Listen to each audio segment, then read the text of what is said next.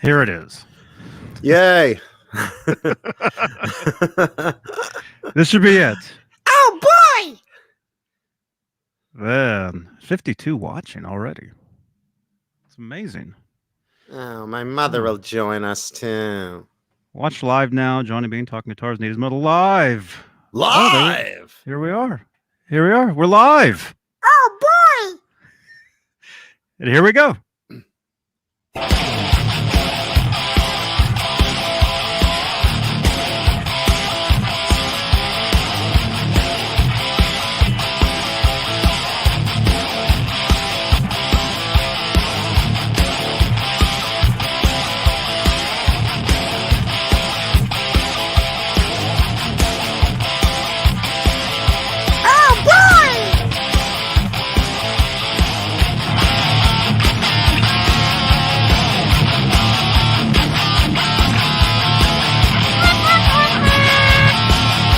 Time for these three ding-dongs.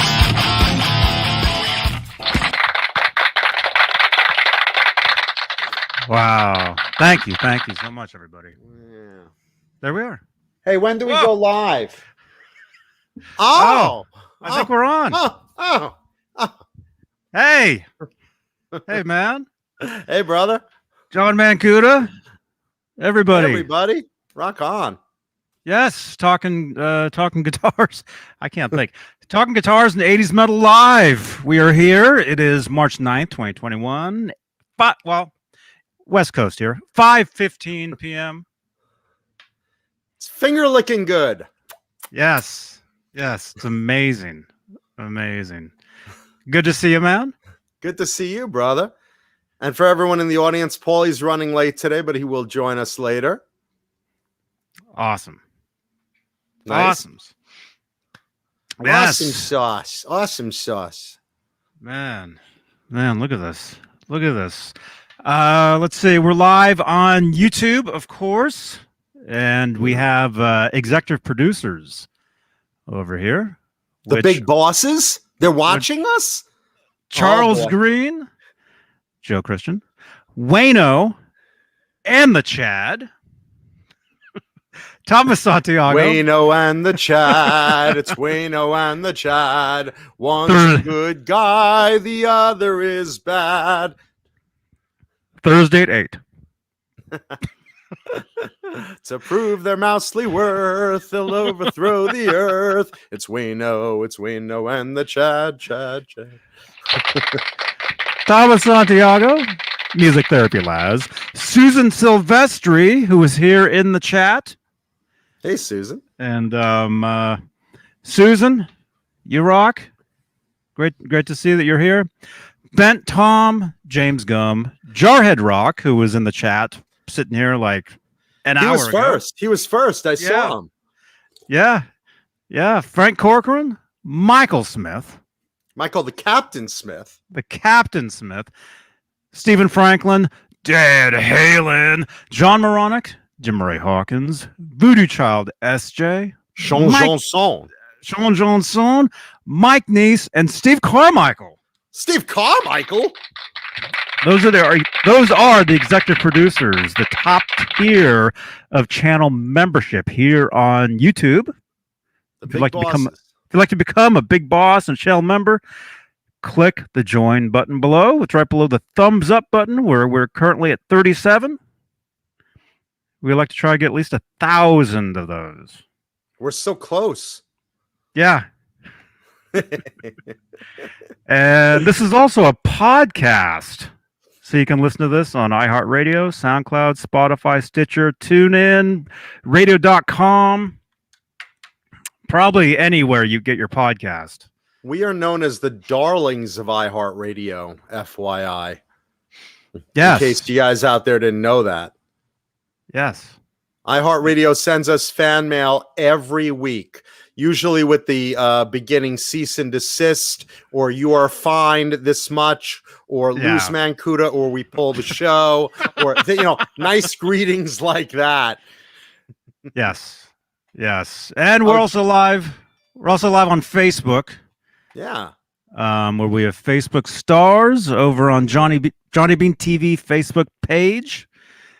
You can help support the shows, and we're also live within the Van Halen 1974 to 2020 Facebook group, where we just passed like 31,000 group members or something, and it's and all of them are watching awesome. The show tonight.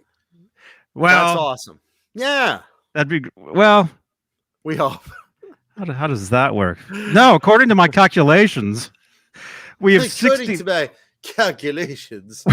According to my calculations, we have 65 watching on YouTube. Okay, 68. Okay, so we have 3. The numbers are climbing as we go. They climb as we go.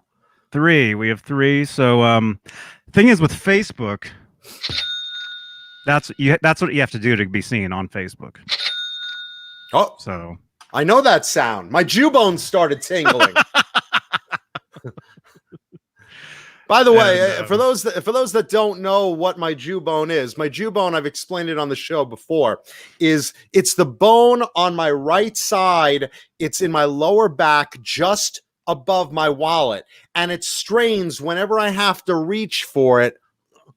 It hurts. That's my Jawbone. It's inherited in my heritage. It comes through my family, my great-grandfather to my grandfather to my father. And, you know, my father said to me, rest in peace, one day, someday, son, you'll have to cover the check, and then you'll feel your Jawbone tingle. And sure enough, every time I hear that cash register sound, it makes actually my other bone tingle too, the one in front. So, makes my other bone tingle too. I love that sound. And let's see, 2 Brain Cells just joined as a channel member. Welcome to Brain Cells. And Jarhead Rock, thank you, brother. Thank you, you guys. Jarhead Rock also making a donation to the channel, keeping the shows alive. Thank you, man. Thank you. Awesome. And anybody except super stickers don't work. We realize that. But at any super chats will change the color of my lights. New feature here on the channel. And if all of you give it once, it looks like a disco ball floor. Yeah. It's the mirrored lights comes out. Oh no! Wait, we just got. How do you work these? Look buttons? at this. The money's rolling, and I feel like I'm at the Jerry Lewis telethon. 2 Brain Cells. Thank you, man. Heard some of the 5150 album the other day. Awesome album. Will love getting to know it better. Oh yeah, that's the first time you're hearing 5150.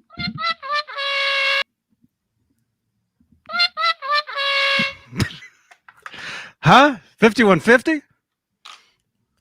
2 Brain Cells says, heard some of the 5150 album the other day. Awesome album. Will love getting to know it better. I guess he's new to it. Oh, man. Wow. Dude, that was the very first Van Halen record I ever got. Great. Summer of '86, man. That was the soundtrack. Never went back. Yeah. Speaking of that, I don't know if it was something you were going to talk about later. Do you know about the Van Hagar cover? Did you hear about that? A band covered the song "Dreams." Did you hear it? Oh, nice. Have you heard it? I know. When we were with Popcorn the band, our band, you, me, Paulie, Blue Rhino, and JoJo the Chimp, we did that cover of Dreams, but we rewrote the lyrics, called it Creams. And I remember the lyrics, so baby, spread your legs, let me fertilize your eggs. Oh, that's what creams are made of, 'cause you belong riding on my big hard dong. Oh, that's what creams are made of. I remember that. Is that what you're referring to, or something else? Not at all. Oh, not our cover. Okay, I'm sorry. Sammy Popcorn approved. the band, baby. Popcorn Sammy the band. approved of the other one. Oh, yeah. Sammy didn't approve of this one. Definitely. I don't think anyone approved of this one. No, it's a great song. Great song. Who did it? Who covered it? John Biel. John Biel covered it? I knew he was talented, but I didn't know he was like that multi-talented. Wow. Well done, John Biel. Well done, brother. Got the John Biel signal in the chat here. That means a signal, a light just went into the sky on the clouds. It's John Biel's face on a cloud. That's the John Biel signal, like the bat signal. The commissioner, we need John Biel. And into the sky, big John Biel face on the cloud, you know. Yeah. Thank you, Commissioner Gordon. Yes, thank you. Let's say hi to everyone in the chat, because I hate when we skip roll call. I'm gonna scroll back and say hi to everyone. Let's see. Let's say Susan Silvestri, Fruitcake Tony, and congratulations, Fruitcake Tony and Johnny, doing a Sunday show on Van Halen. Very cool. Whoa. It starts off slow, but we will build it up into the biggest thing since Van Halen itself. Anyway, so yeah, they talk Van Halen on Sunday nights at 10 p.m. Eastern, 7 p.m. on the West Coast. So check out Halenville, I think. Halenville. That sounds fun. David Scher, Yostinator, Marky Effects, Sean Janson, Thomas Santiago, Halface, Mickey Settlemeyer, Janice Lala. Hey, Janice, who has company over today. Cool. Introduce them to the show. I'll keep it clean. Let's see. Liddy, Lou, and Mary. I saw Mary got woken up rudely on Saturday night by all the noise. What's really funny is Liddy Lou thinks Mary was asleep. Meanwhile, Mary was like sliding down the banister outside, trying to like get away to hook up with someone in a car. And you know, Liddy Lou's like, "Oh, I hear Mary upstairs. I guess she must be waking up from all the noise." And meanwhile, Mary's tying bed sheets together to crawl out the window. There's like a young boy toy in a car. Come on, baby. Come on down. Yeah. Lenny Lou doesn't know Mary's secret sex life. Let's see. Mickey Settlemeyer, Majestic PB&J Cat, Vistalite 1972, Terry Himes. Let's see. Thomas Santiago, I mentioned. Music Therapy Laz. Browns fan, 6Chick71, Charlie S. Jim Nicholas. Hey now. Susan Silvestri. Hey, Susan. Welsh. I know I'm missing people. Mike Johnson. So I'm doing it old school, scrolling through the chat. I know I missed people. Andrew Seviers. Two Brain Cells, the original Paramutant. Chris Bevan, Mark Dillon, Sylvesterado 1, Jay Hannon 7/8, and we'll be talking about Jay in a little bit. Jarhead Rock, Steve Carmichael, one of the big bosses in the house. Stand up, sit up straight. Zip my pants. Oh boy, I gotta straighten up my act. Let's see. James Gum, Nightbot, Mama Mancuda. I know that's not really my mom, but I know my mom is watching. Mwah, love you, Mom. And Bo, you see a black scream? Be careful, man. A black scream? I don't know what that is. Well, you stop that, Bo, because Black Lives Matter. Clayton James Hicks, 1998, Deja Voodoo. Help the man out. Robot Master Switch. Let's see who else as I scroll through. John Biel, Michael B, Stephen Franklin, Rena Sung, Wayno, Wayno, yo, Wayno, Murphy. That sounds like an old 1930s gangster name. Yeah, we got Tommy the Nose and old Murphy. Yeah, come on, boys. Murphy, rub him out. Let's see. Murph him up a bit. Tessie Switch in the house. Johnny Bean 15 code at tessieswitch.com/shop. There you go. Get your Tessie Switches right here. Andrew Savers. Tessie Switch likes your t-shirt, which happens to be a Tessie Switch t-shirt. So cozy. Yeah. Let's see. Who else? Tessie Switch says, I'm peeing my pants in anticipation. Oh boy. Your mom in the house. Guitar Samurai 1. Actually, it's Guitar Samurai 1, Guitar Samurai 1. That's cool. Awesome. Let's see. And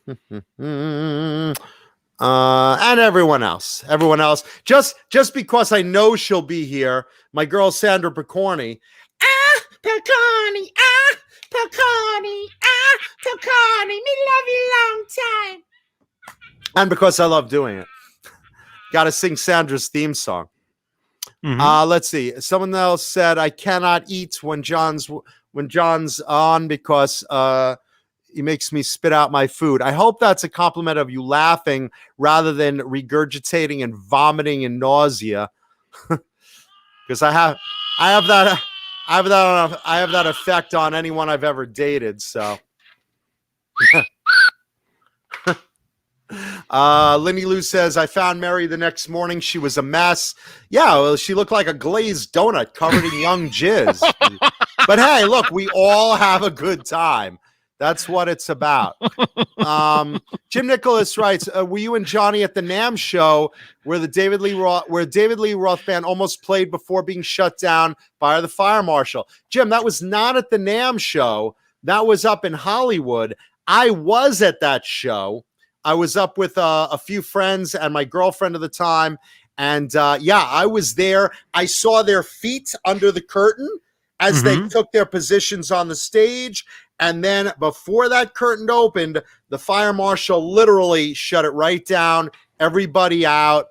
And yeah, no, it sucked. I went through hell and high water to get like up front closer to the stage. And I was really into that show happening. And, we saw Dave sneak in and Steve crawled in earlier. And it was Steve Carmichael. Steve Carmichael. Steve Vai's like, I got this. Let me get that guitar from you. Yeah, thank you. Carmichael's like, Vai's not here. I know what to do. Ready, Dave? He's like, oh, Steve Carmichael. Yeah, but I was at that show, and I've never been more disappointed that. Susan Silvestri says, John, you're a nutcase or a nut sack, you might say, something like that. Let's see. Also, how is my mom doing? Okay, let's get this out of the way because, I turn on the energy for the show through the week. I'm miserable over the loss of my father and over what's going on with my health and my mom's health. So here's what I just want to put out there. Next week, my mom is getting a very important surgery next Tuesday, and I cannot be there due to virus restrictions and everything. So I'm really upset about that, but it's very important that she get this. So what I want you all to do, if you're watching this, please, please, please say a prayer and positive energy for my mom's health to get better and to do well in the surgery. And look, serious stuff going on in my life. I don't like to ruin the show with it because everyone comes here for a laugh and for fun and high energy and boom, boom, boom, boom. But, look, the fact is I'm going through a lot of shit in my life, a lot of tough shit. Losing my dad was rough. My mom has some serious health issues now, and I have some serious health issues now that I'm not going to get into on the show. But I just really need right now, please, please, please, anytime you can, prayers and positive energy for Mama Mancuda. She watches the show. She loves y'all. So thank you. That's it. Back to our perversions, or my perversions. Oh, there he is. Speaking of not doing well in health, there's David Crosby. I don't give a shit about your mom. Yeah, well, how's your week been, David? Well, my grundle hurts like hell. This voodoo doll thing isn't working out well for me, Mancuda. There he is. David Crosby voodoo doll. Meh. Ow! Ah! Don't talk bad about my mom. Ah! That serves him right. So serves him right. Whew. Anyway, thank you, everybody. And much love to the audience, because nothing makes me happier than making you guys happy. So there you go. Yes. Yes. Let's see what else we got, John. I have a bunch of stuff I want to get to. Let's get all the bad news out of the way before we get to really good news. So again, love and prayers to my mom. Let's also give condolences. We have two of them to give today. Vince Neil's dad passed away at age 83 recently. Cloy's Odell Wharton, Vince Neil's dad. So if anyone from the Vince Neil or Motley Crue camps are listening, we from the show would like to extend our condolences on your dad. Dude, I know exactly how that is. I just lost my father. So again, my love and condolences to Vince Neil and his family. And that's that. And also the Entombed singer Lars Goran Petrov died at age 49 from bile duct cancer. So to friends, family, and fans of Lars Goran from Entombed, again, much sympathy and condolences to him. That's really sad. 49 years old, way too young, and pretty big talent there as well. So yeah, that's terrible. Yeah, so that's all the downer news. So the rest of the show we can bring it all up. Let's see. Let me go down my checklist here. Let me give a quick shout out to Richard Poole for telling me about some cool music last week. I hope you guys liked it. I gave you the Stardust recommendation and a few others. Mm-hmm. Mm-hmm. So I hope you checked that out. Did you check it out, Johnny? Forgot. Well, you're very busy. But everyone else in the very chat, busy. I'm hoping checked it out. Very busy. But also, I do have something to open. Your legs? I do have something. Here an envelope there. An envelope.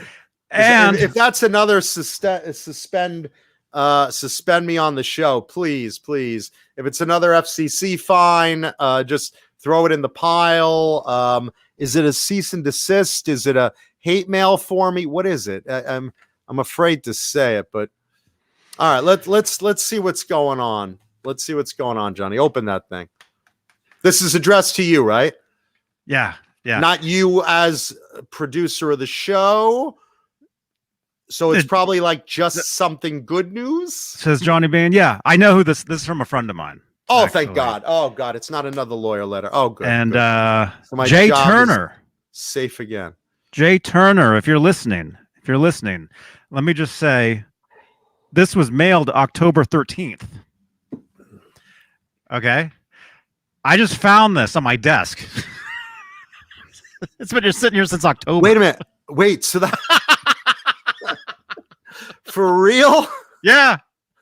Wow. I had the whole pile of magazines. Well, I don't know if you knew this, but I've got this huge pile of magazines sitting, all the Van Halen magazines that people would message me from other countries. Hey, can you pick this magazine up for me? The Rolling Stone, the Guitar World, Guitar Player. So I finally went and mailed a bunch of magazines off today to somebody in Switzerland or something. And at the bottom of the pile was this envelope. Jesus.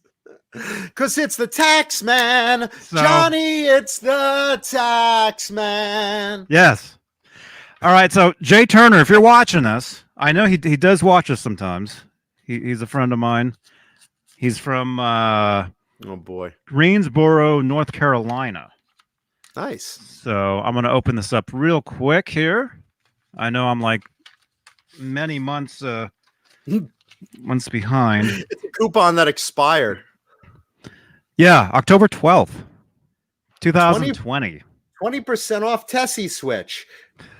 Hey, Johnny. Expires December 2020. Oh, this is great. Hey, Johnny, hope you like the Mean Street picks. Take care. Jay. Yeah, my friend Jay Turner. He plays bass in a Van Halen tribute called Mean Street. Oh, nice. So Oh, how cool! These are his guitar picks. Oh, very cool. And they've been sitting here since October. So, Jay, thank you so much for sending these, man. Very cool. Thank you. And in such a timely manner, you opened that. You know what's really funny? It was the winning lottery ticket. And he said, Johnny, I don't have long to live, but I want you to have this. It was like for $30 million. But, you know, what happens is it expires if it's not claimed by a certain date. I just keep looking. I've got other things. I've got a lot of stuff sitting here. Yeah, Johnny, you may have these big residual checks from the show. You don't know. Yeah. Stacks of them. Yeah, yes. Cheech. Yeah, a couple days ago. Cheech finally noticed it. We were talking about this off the air before we started today, and we were saying let's not say anything. Let's see who notices Johnny's headstock. And Cheech, I guess, is the first one to go, oh, you're the winner. Yeah, Cheech, you won. You win what's left of the guitar. Yeah, and Bozique. This is the Bozique Wolfgang, and my favorite guitar. I play it every day. It took a spill the other day, hit the ground, headstock broke right off. So here's the button for that. Yeah, I know it hurts. David Crosby's fault somehow, you know. But I'm looking into different options on how to get that. I don't even like that guitar. That guitar sucks. Yeah. Who cares? Wolfgang Schmolfgang. Oh man. Ouch. It's like you're jerking me off with pain. Oh, that's awful. Well, don't say anything about Johnny's guitar. Damn you, David Crosby. It's like a curse. Yeah. So anyway, yeah. I'm looking into different options into getting that fixed. There's Sandra. Oh. There's Sandra. I told you, hey, if I sang her song, she would come. I told you. It's like Beetlejuice. You say Beetlejuice 3 times, Beetlejuice appears. You sing the Sandra Picorni song, Sandra appears. Nice.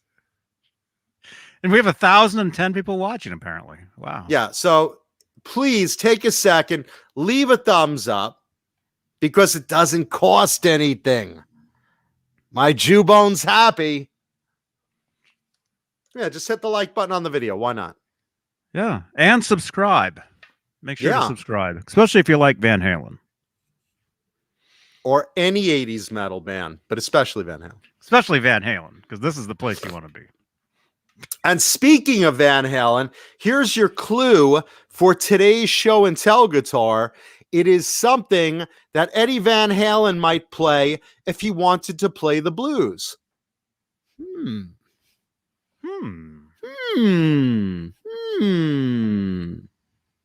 Yeah, let me tell you something. Today's show and tell guitar is really, really fucking cool. And it's got a great story to it. So there you go. Thank you, Destroyer. You're the best too. Awesome. There you go.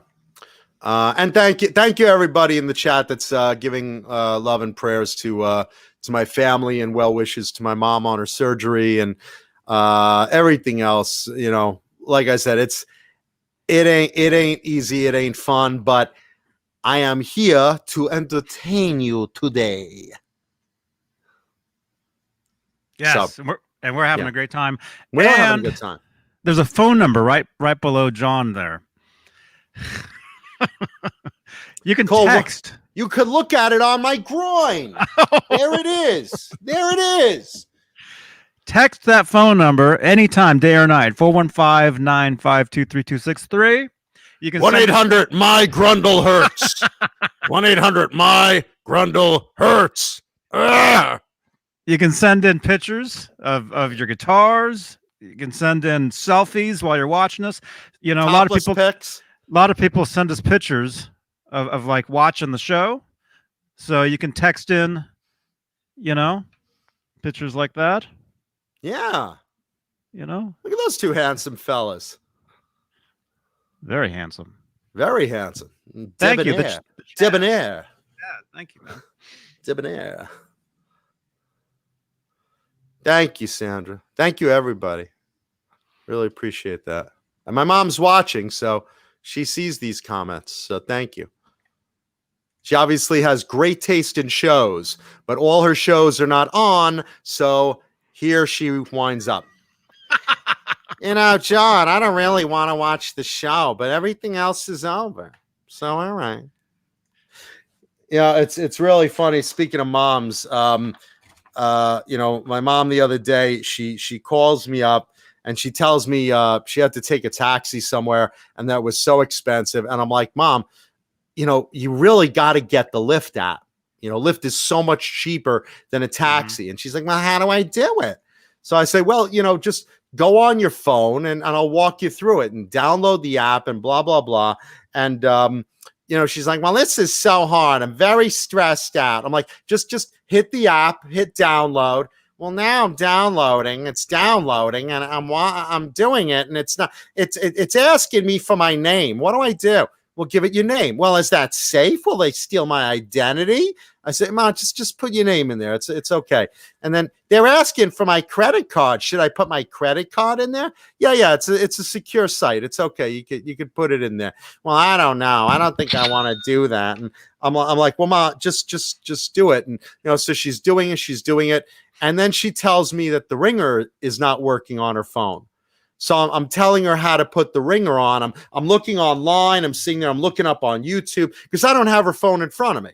If I had her phone in front of me, I could do it. And she's like, why do I need the ringer on? I'm like, so when people call you, like the Lyft driver, to say they're there, you know, you'll know to pick it up. Well, can't I just watch it and just see if it lights up? Ma, please just turn the damn ringer on. Well, I don't know. It's very stressful for me today. So, you know, I'm going through online. I'm looking how to turn it on. I'm like, okay, there's a button on the side. Is there a button on the side? There's a button on the side. Oh, this is terrible. It's so confusing. It's one button, Ma. Just hit the button. Well, now what? Now your ringer should be on. It's not on. I keep calling and she's not picking up. And I call her on the other phone. I'm like, all right, Ma, this isn't working. This is stressing me out, John. Can't we do this at a more convenient time for me? I want to watch TV. I'm like, I just want to put your ringer on, damn it. So we finally gave up on it. So I can't even do it with her. And then she calls me later in the day and she says, you know, I'm eating that Colonel's popcorn and it is so delicious. I have so much of it because, you know, executive producer Charles Green was nice enough to send her some Colonel's popcorn. And then I bought her some chocolate covered amaretto pecans and she got a nice big box. And Shay over at Colonel's took like real good care of her. And she's got all these snacks now over there and she's eating them and enjoying them. And she says, well, what flavor is your favorite? And I said, well, I like the two cheeses, but I think my real favorite is the movie popcorn. The movie popcorn. Well, I don't have that one. What's that one taste like? Well, it tastes like you get popcorn in the movie. She's like, well, what is it like? Is it fluffy? Well, yeah, it's fluffy like all the other popcorn. Well, is it buttery? Well, yeah, it's buttery. It's, you know, kind of just like a little butterish kind of flavor. But is it really buttery? It's you know, a little buttery, a little salty. It's salty. Is it really salty? How salty is it? Is it buttery? It just tastes like movie popcorn. Have you ever been to a movie? Well, of course I have. Well, you ever eat popcorn there? Well, yeah. Do you like it? Yeah. Well, it tastes like that. Well, but is it really buttery? I mean, this just went on and on and on. The details that my mom asks. But anyway, Colonel's, I am enjoying the hell out of it. And yeah, my favorite flavor is the movie popcorn. I didn't even order that one. I ordered the two cheeses, but Colonel's gave me a big bag of it as well as a bonus.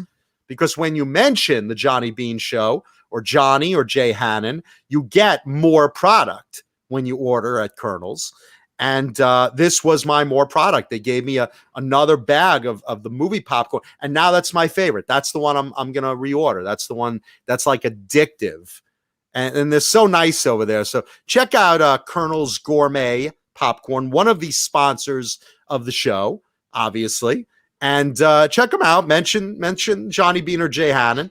Get more delicious product. And I saw Paulie enjoying it on Saturday night.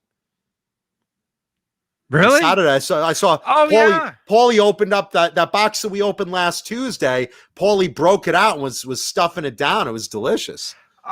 It was amazing. He got chocolates. He got sour belts. He got all the popcorn. But my favorite is definitely the movie popcorn. And thank you, False Flag. Love you too, man. False Flag always donating money to the cause of the show. Thank you. Thank you very much. Now the donation should be in Colonel's Gourmet Popping Corn. So there you go. Thank you, Colonel's.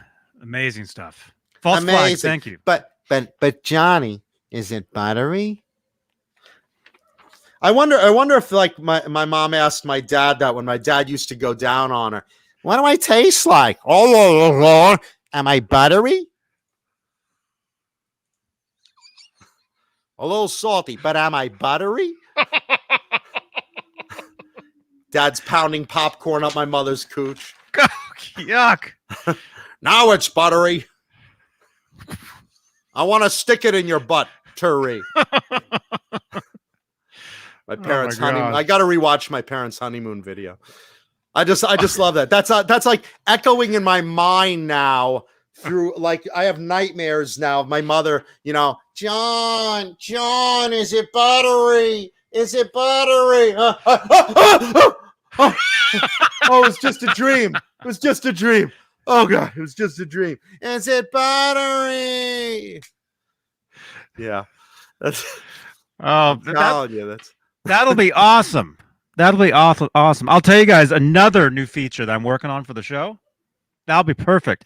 I'm working on a feature where you guys can GIF or GIF, whichever word you want to say. GIF is a peanut butter. Yeah. Well, some people say GIF. You can GIF. It's GIF. GIF. Parts of the show, and they'll be available to use on Facebook. Like, how you pull up GIFs, like within comments? Yeah. Well, that's fun. We'll have GIFs of us eventually. That's what there will be photos of me like this, like in the chat and just with my finger up my nostrils. Because that's what everyone wants, is to see more of this face. Yeah. Jesus.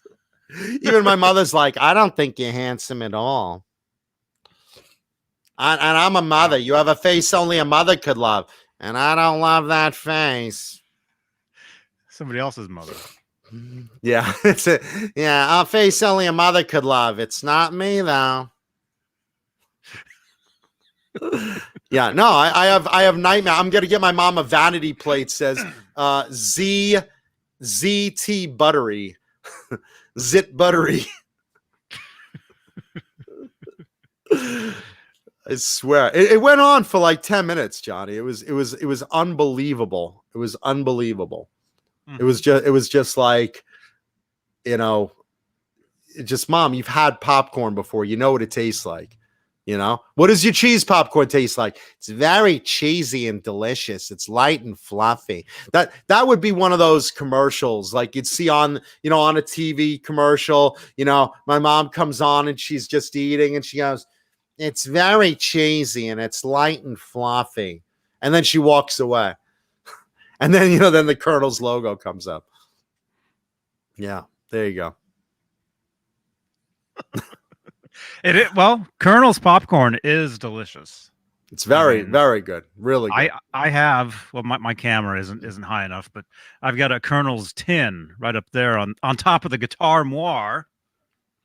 Well, they're making the decals for the Johnny Beane commemorative tin.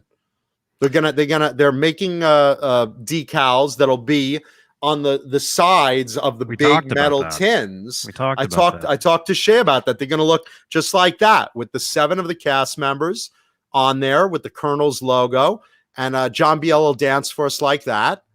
But that's going to be the decal. It'll be the whole Johnny Beane TV crew on the side of the Colonel's popcorn tins. That'll be great. I'm going to order like 20 of them myself. Go build a little tower in my mother's house. Mm-hmm. Yeah. That'll be great. Be awesome. Yeah. There you go. So Colonel's gourmet popping corn. That is delicious. Delicious. Delicious. Delicious. Oh, it's delicious. It's very good. And it's very good. It makes my phone ring and my clit ring. Two things that haven't rung in a while. Right now, you know, my mother is putting an ice pack on her head watching the show. She's like, I gave birth to that. Says that all the time. Wayno. Oh, Wayno. Yo. Wayno is watching us with his kernels. Nice. Big Very bags of delicious Colonel's popcorn. Colonel's gourmet popcorn. I see cheesy. I see caramel or Chicago mix on top. Nice. Delish. It's caramel. Well, it's either caramel or Chicago. I think that's caramel though, because it looks like it's mostly caramel. Right? It looks like it's all caramel. Yeah, Chicago mixes half popcorn and half I think Wayno. Caramel. I'm gonna say Wayno likes sweets because it looks like 3 bags of caramel and then a whole thing of chocolates. Well, I am addicted to the sugar-free malt balls, and I'm really addicted to the movie popcorn. That is, I didn't expect to be addicted to the movie popcorn. I expected the other flavors, which are good, but the movie popcorn is like I'm all about it. It's fantastic, absolutely fantastic, really, really nice. Speaking of interesting promotions, let's get into music a little bit. I have a big news announcement, Johnny. Ooh, look at all those Colonel's goodies. Michael B just put $2.99 to the guitar repair fund. Thank you, Michael B. Thank you. Thank you so much. Johnny, you just paid for a squirt of wood glue for Johnny, and now we're looking for money for a clamp. We're almost there, baby. We're almost there. The Johnny Beane $7.99 telethon is on. We're going for it. We're going to fix that Wolfgang. Holy shit.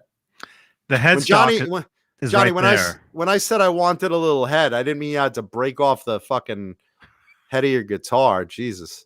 That's the worst, man. When something floats off of the stand, I don't even know how it happens. It just does. It didn't float off. It took it like a dive. Like it just fell straight forward and just hit the ground. Wow.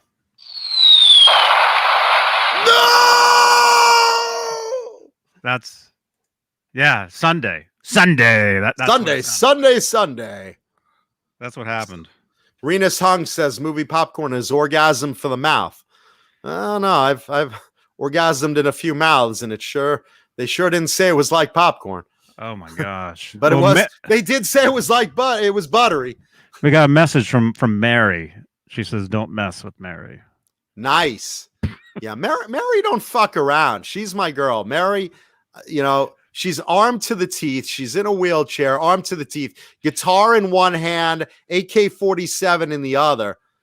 That's the wrong house to accidentally break into. Wayno says, I got kettle and caramel corn. I got cashews, malt balls, and cookie dough balls, and pretzel balls. I have 3 boys. They won't last at all. Yeah, forget it. If you have kids and you have a Colonel's package in the house, forget it. Because Michaela, the girl who dressed up as Blue Rhino for Halloween, but with cleavage. Hey, Michael Michaela won a Colonel's gift package in our Johnny Beane first annual Halloween costume contest. And she got a Colonel's gift package, a big tin of popcorn and chocolate cashews. And she has 2 kids, and those kids grabbed it, ran downstairs, and watched TV. And by the end of the night, it was gone. just gone. She's like, I barely got any. She's like, my kids just ran for it like a kamikaze mission. They just ran for it. Go, go, go. Just ran down the stairs with the barrel of popcorn. And, it's a big tin, And she's like, by the time I came down at night, it was like half gone. That was them dancing downstairs in the basement. We got popcorn. We got popcorn. Miss Mancuda. It's buttery, buttery, buttery. There we go. Do the John B.L. Happy dance. Yes. Ben Tom says someone messes with her. Mary will shoot them in the toodles. No, listen. Lenny Lou and Mary are armed to the teeth. They're like Mama Mancuda. Mama Mancuda and all these women, they're armed to the gills. Jay says, I've been on here with Johnny 3.5 years. He hasn't fixed a guitar yet. I don't think he's changed strings on any of his guitars either. Obviously, I'm changing the strings on this one. Johnny, you should fix it live on Saturday, Friday or Saturday. Fix it myself. Yeah, why not? No, take it to a luthier, man. They'll fix it. They'll fix it. Yeah. No, I've had a headstock break off before in the past. Not this one. I had my Hamer guitar took a dive on stage, actually on tour, and so I have been through this before, but it's always it's fixable. It's fixable. It's fixable. It's all you need is a good luthier who knows what he's doing. They will use the right glue because certain glues are way better than others. They'll fit it right at the right angle. They might put a spliff in. Whatever they do, everyone has their different techniques. But if a good luthier fixes it, it'll be even stronger than it originally was. And that's no joke. Mm-hmm.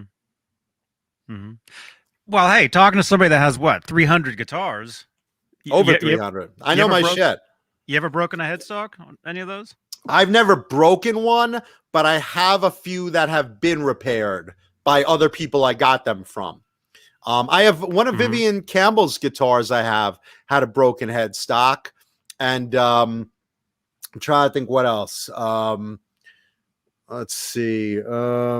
I know I have a handful of guitars that have had busted heads and really good repairs done to them. So, it's not like, oh my God, the headstock's done, throw the guitar out. It can be fixed. Usually it can be fixed. They'll use spliffs or they'll use, good wood glue and clamping or whatever technique they do. But a good luthier will absolutely know how to take care of that. And let's see who just joined us. TD. DT. Oh, DT. DT, phone home. DT. I was thinking TTs. Big, beautiful TTs. Thank you. Tessie Switch says, I have a Les Paul standard double cut that has the headstock that broke twice. What a piece of shit. No, I'm just kidding. Yeah. No, and Tessie Switch says the same guy fixed it both times. So what do? You beat off the neighbors with that? How does it keep breaking? No, Gibsons are notorious. Les Pauls especially, because you have a heavy guitar and you have a very, very thin headstock joint there, and it's like asking to be broken. That's why when you had the Norlin years, they put in that extra wood there, that volute. Excuse me, that strengthened the headstock, but a lot of people didn't like it because it wasn't traditional, so they stopped doing it. And it's just a weak spot. It's totally an Achilles heel. Tessie Switch says faceplant both times. Yeah, that's what mine did. Good night, Susan. Susan will watch the other half of the show later on, or the other two-thirds. Good night, Susan. Volute. Susan, great to see you here, Susan. Always great to see Susan. See, a lot of people, and someone asked me this: do people watch the show all through, which a lot of people do live, and then a lot of people watch it in the rerun, and then you have even more people watch like part of it live, then depending where they are, they'll go to sleep and watch the other half the next day. And that happens because we do a long show on Tuesday nights. We do. Or they'll just sleep through it. Or my mother, she's boring. Buttery. Buttery.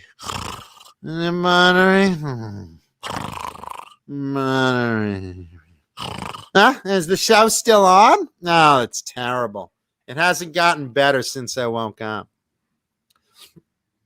Cecil Music says the Norlin era takes a lot of flack, but the maple necks with volutes is much stronger than the vintage specs one. And you know what? You're right. You're right, Cecil. And I like the Norlin years. Or let me put that in perspective. Norlin years of Gibson Les Pauls, we're talking 1968 to 1986, because at that point Gibson got back the company in 87, I believe, and started making them again. But when Norlin owned them during those years, and from 61 to 67, there was no official real Les Paul. It was the SG basically, and they started calling it the Les Paul, and then they just it was the SG. But from 68 to 86, when Norlin owned it, they were really, really heavy, or a lot of them were heavy, I should say. There were a lot of them from 68 to I think 77 with the pancake body, meaning they took 3 pieces of maple and did 2 large pieces with a small piece between them, and they made like a pancake stack of maple for the body, and they stopped that in 77. And they get a bad rap because the quality was hit or miss, and but here's the thing, and you have to step back and realize this: whether it's an early Les Paul like 52 to 60, whether it's a Norlin Les Paul from 68 to 86, or whether it's a later Gibson from 87 to present day, the fact is the quality on Gibsons is so hit or miss. I mean, you really have to take every. That's why I don't play them. Les Paul. Every Les Paul has to stand on their own, because some really, really sucked, and then some were really amazing. And I have a total of only 4 Les Pauls in my whole collection. Out of those 4, wow. I have a 77, which was my first one. I don't think we've seen any of them. You've seen one. I had one on the show so far. And, eventually we'll get to all of them. Just keep watching over the years, assuming we don't get taken off the air every episode. I'll eventually bring them all on. But I brought one on. And the first one I had was a 77 Cherry Sunburst. And I just liked the way it played. It was not a pancake body. It was really, really nice. And I really liked the tone of it. It was a thick, fat tone. It wasn't too heavy for Norlin. It wasn't too heavy. Probably about maybe like 9 pounds, which for Norlin isn't bad. And then I followed it up with, let's see. I followed it up with a 78 Tobacco Burst, very much like Ace Frehley's. Except it has Burst Bucker Pros in there. But it is the lightest, best playing Les Paul I've ever come across. It's like 8 pounds, which is really light for Norlin. And it's super broken in. Like you can see some of the paint's worn off in parts, and it's been played to death. And that just to me is a sign of a really good Les Paul, that whoever owned it before me, those artists broke it in. Whoever was playing it really enjoyed playing it. And Les Pauls, they get better when you play them in, A lot of guitars do. You got to break them in. You got it. They need to be played. Most every guitar. Yeah, but Les Pauls especially, like, I don't mind paint chips and scratches and chips and dings and heavy wear on a Les Paul for some reason than if it's, a Jackson soloist, damn, it has a chip in the graphic. There's something different about it. Some different kind of mojo that a Les Paul has than, say, again, I'm pulling a Jackson soloist out of my ass. Not literally. My mom's like, oh no, that's dangerous. But so I got that 78, plays terrific. Then I got an 82 in Bahama Blue. I think it's Bahama Blue or Pacific Blue. It's a really rare blue for the 80s. And I got it because I wanted one in that color. But the thing is so fucking heavy. It's like, I want to say it's like 12 or 13 pounds. I mean, it's a beast. Even though I'm a sit-down player, you put a cinder block on your leg, it still is like, geez, the fucking thing's heavy. It's getting kind of cumbersome. And it plays okay, but it's not as good as the first two. But I got it because of the color. And like someday, like if I could find one that like I could bond with better, I'll take that. It's a good playing guitar, but it doesn't play to my style. It's got a thicker neck. I like a thinner neck. Most Les Paul players would probably adore this guitar. I like a thinner D-shaped neck. This is more of a fat C, like a big fat cock. You hear that, Mom? Big fat C. My mom likes the big C and the big D. That's right. My mom's like, oh, John, stop. But anyway, so I got that blue one. And like I said, typical Les Paul player would love it. I don't bond with it as well, but I got it for the color. And I hate to do that, but... and then I got an 89 Les Paul and that one I've had on the show in like a candy apple red, and that just played awesome. So 3 out of 4 of mine play amazing. One plays good for a Les Paul, but not for my playing style. And that's it. Most of the others, I missed another one for sale that sold before I got to it. That played good. There was one in Europe I liked, but it was too expensive. That played good. Other than that, Les Pauls for me are mostly misses than hits. They're so different all the time. Yeah, I mean, I love Fender. I've always been a huge Fender fan. I've never been a huge Les Paul fan, but. Check this out. Watch this.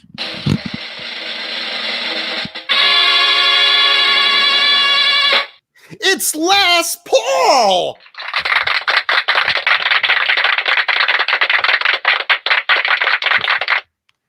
It's actually more Paul.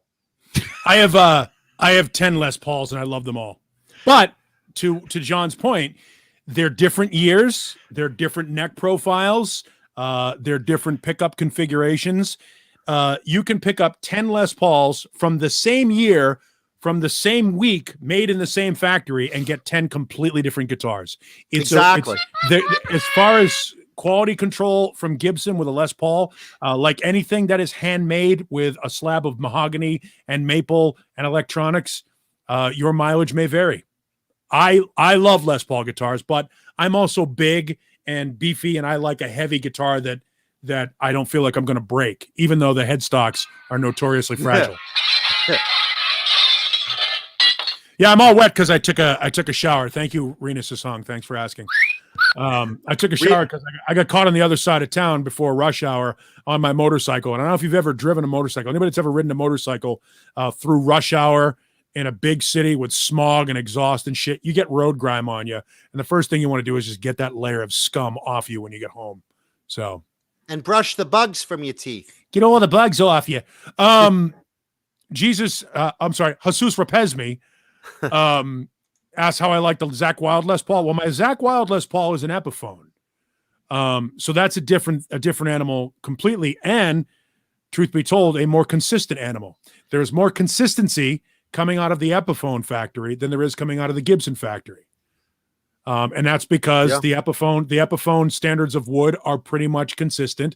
They're not dealing with a high grade of wood. They basically buy for less than all intents and purposes, a C grade stock of mahogany, and they buy a shitload of it. So the tendency is to be a little bit more consistent. Mine also happens to be from one of the good South Korean factories. There are about 4 of them: Peerless, Shine, Samek, obviously, and I forget the other one. But there's about 4 really good South Korean factories, and Shine, SAEIN, is the factory that makes it. Peerless and Shine are the 2 best South Korean factories outside of Samek that you can get an Epiphone made from. And mine has an ebony fretboard and has EMG passives in it. So it's not your prototypical Epiphone Les Paul. The quality control for the Zakk Wylde is different than you would get out of the factory normally. And do you tell which factory it is by the serial number coding? Yes, there's a number at the beginning, or a letter at the beginning. It's like the American ones. It's like it's similar to that. I'll tell you the 4 factories that are good because I remember.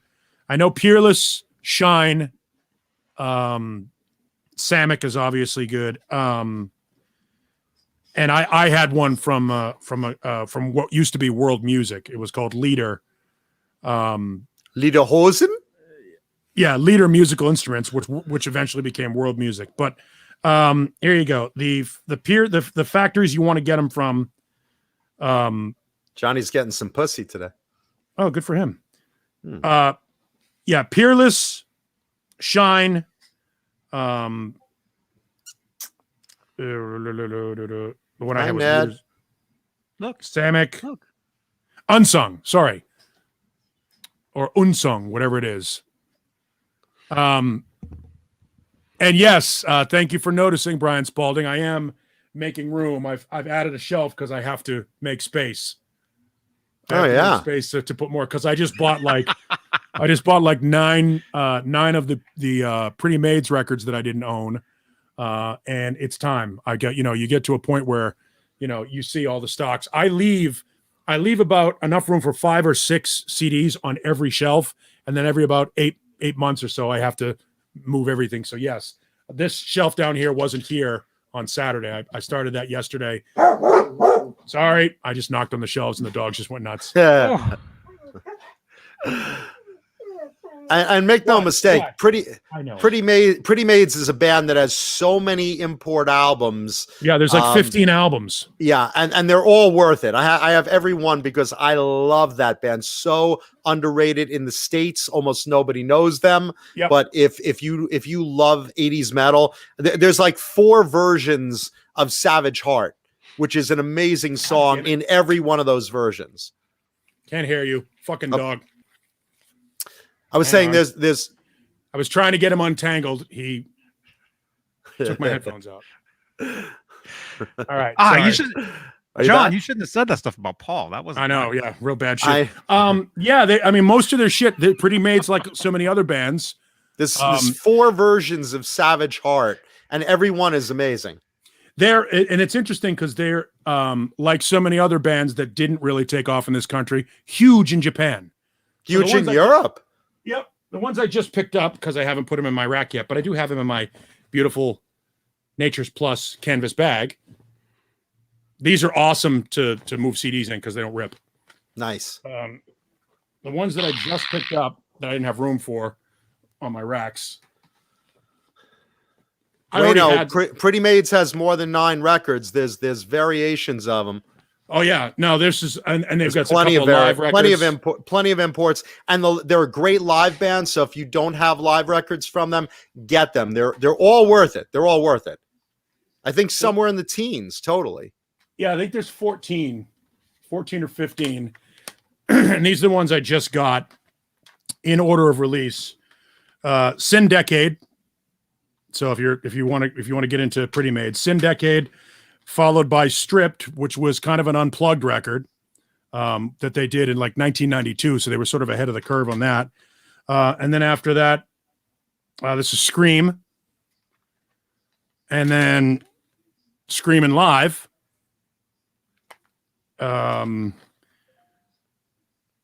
Spooked. Hey, thank you for the ding. Ding. Yosenator. This one's a tough one. Anything worth doing is worth overdoing. And these are on this channel. Yes. And these are records that nobody in this country is aware of. Which is really sad. In the 80s, we had good taste in music. Nowadays, Japan, Asia, and Asia overall and Europe overall have amazing, and the Netherlands have amazing taste in music.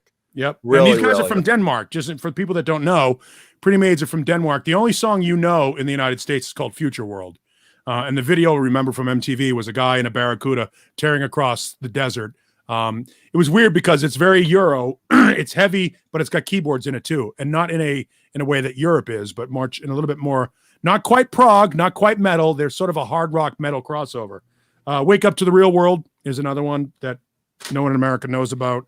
And then the last couple of them have been put out on Frontiers, which we talked about last week. Frontiers is doing a great job of grabbing some of these bands that didn't pop. So you got Pandemonium,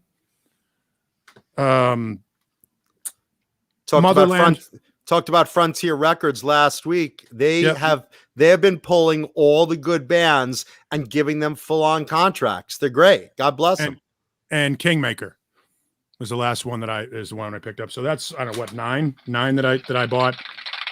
That I just there's a friend of mine here in town. If you're into metal, his name is Scott. He runs a store called Asylum Records because he's a huge Kiss fan. Where are they located? In Chandler, Arizona. There you go. So Asylum Records, and Scott has stuff like this. Like if you're looking for all the old Savatage or Fate's Warning or Man of War or that kind of metal, he's got all of it on CD. All the old Loudness records, stuff that most people don't have. And then I also picked up an old Public Image Limited record that most people wouldn't care about, but that I happen to like. I happen to like Pill a lot. So that necessitated moving all these shelves, because I have to make room for another 9 CDs in the P section. Because I also found a Jimmy Page record that in the bathroom. Yes, Paul just keeps peeing and peeing and peeing and peeing. Well, someday you'll get to my age too, and that'll happen. It'll happen for all of you. I'm gonna stay 29 as long as I can. We'll see. Yeah, I'll probably die at 29 too. Cecil, I have both EZO records, EZO and Fire. Got them both. Yes, Miles. Yes, Miles. That is the object behind me. It's number 8 something of 1,000. Mike Johnson brings up Gotthard. That's another great band from Europe. So is Pink Cream 69. They have a lot of bands that did not break over here, and you should really look up a lot of them. And they're great. They just didn't happen to catch the American ear. We've talked about them on the show before. Hey, yeah, Frontiers has done a really good job of buying old catalogs and signing some of the bands that do, that have minor, like for example, Mr. Big. Most people don't know how many albums Mr. Big has out. Most people only think they have 3 albums out in the United States. It's not true. They put 6 out in the United States and then another 12 in Japan. Yeah, I said this before. I didn't realize they came out with that many until you told me. Yeah, and I've got them all. I mean, and then they've got I've showed you this before, the Mr. Big box set. It's 22 discs. That's a big box set. Yeah, most people have not seen this. Yeah, and they do new bands too. Tokyo Motor Fist, Stardust that I talked about last week. They're on there. They have some great stuff in their catalog. Look at that thing. Wow. And this is only from the first 3 albums. 22 discs. It's 20 Nice. 20 CDs, 20 CDs and 2 DVDs. And this is from the first 5 years of the band's career. And this is you just can't find this shit in the United States. It is big. It weighs like 8 pounds. Jesus. It can be used as a weapon. You like those box sets, man. I only have a few of them. The first one I bought was the Zeppelin box set, just so I could get a lot of good stuff at once. But then a lot of the other stuff, I just get the individual CDs usually. Stole the first Zeppelin box set from a store on a bet to see if I could do it. Nice. That's a big thing. That's a big box too. It's the size of an album, but this thick. So it's what do you shove it under your shirt and walk out like a robot? It's look at that thing. What you do is when you're as big as I am, it goes. A big caught stealing once when I was 5. You wear a hockey jersey. Jesus. You wear a hockey jersey and nobody sees it. Who says this show isn't informational and educational? See, if I had a hockey jersey on, you'd have no idea that I have an entire Led Zeppelin box set in my pants. Kevin Smith has the best album collection I've ever seen. If you would never know that. I mean, I got out of a record store in Natick, Massachusetts, with this box set in my pants. And what store was that? And what year was that? Give the address and we'll mail the manager. Well, that was the joke. Paul's gonna get a bill nowadays. We're still in business, Paul. My buddy Cliff worked there. All right, so he was on duty bet me I couldn't get away with it. So he was at the desk and he was like filing something and watching me to see how I could do it. And the manager was standing right next to him, and I was able to jock the whole thing while wearing a Bruins hockey jersey. So it was black, so you couldn't see, black and gold. So you couldn't see anything. And it was literally, I mean, I'm wide enough that I can put that and hide it in my body. So I've confessed to a crime from 32 years ago. Nice. Real quick, Mike Rogers says, I'm older than Paul and John. I've never heard of Pretty Maids. It's not a matter of age. They were out in the 80s. It's just a matter of location. They broke in Europe. They didn't fall big into America. They got big in Japan. They got big in Europe, just not in America. But it's not an age thing. It's a location thing. Location. Yeah. Let's see. There was one other. Someone asked, Pink Cream 69, wasn't that a version of Halloween? I don't know if there being any tie between those two bands. Not to my knowledge. Not to my knowledge either. Both good bands. We've talked about them on the show. You were saying friend working in a store. I had a friend worked at it was the. They are German, by the way. Pink Cream 69 is German. There you go. So just in case anybody's wondering, it says Associated Acts Halloween, so they are connected in some way. Maybe a mutual player or something. Maybe somebody that played with them. Yeah, I'm not sure. Yeah. Okay. Fair enough. Yeah, there's probably some sort of a.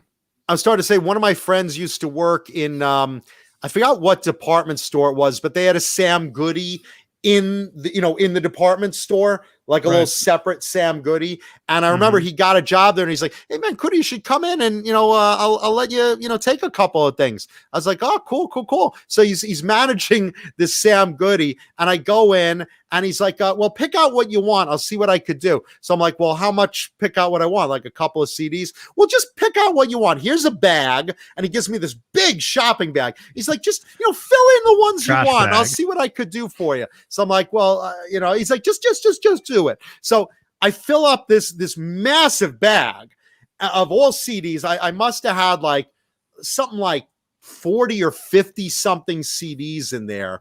And he's just like, okay. And he's stacking them up on the counter. And he just arm shoves them back into the bag. Okay, get out.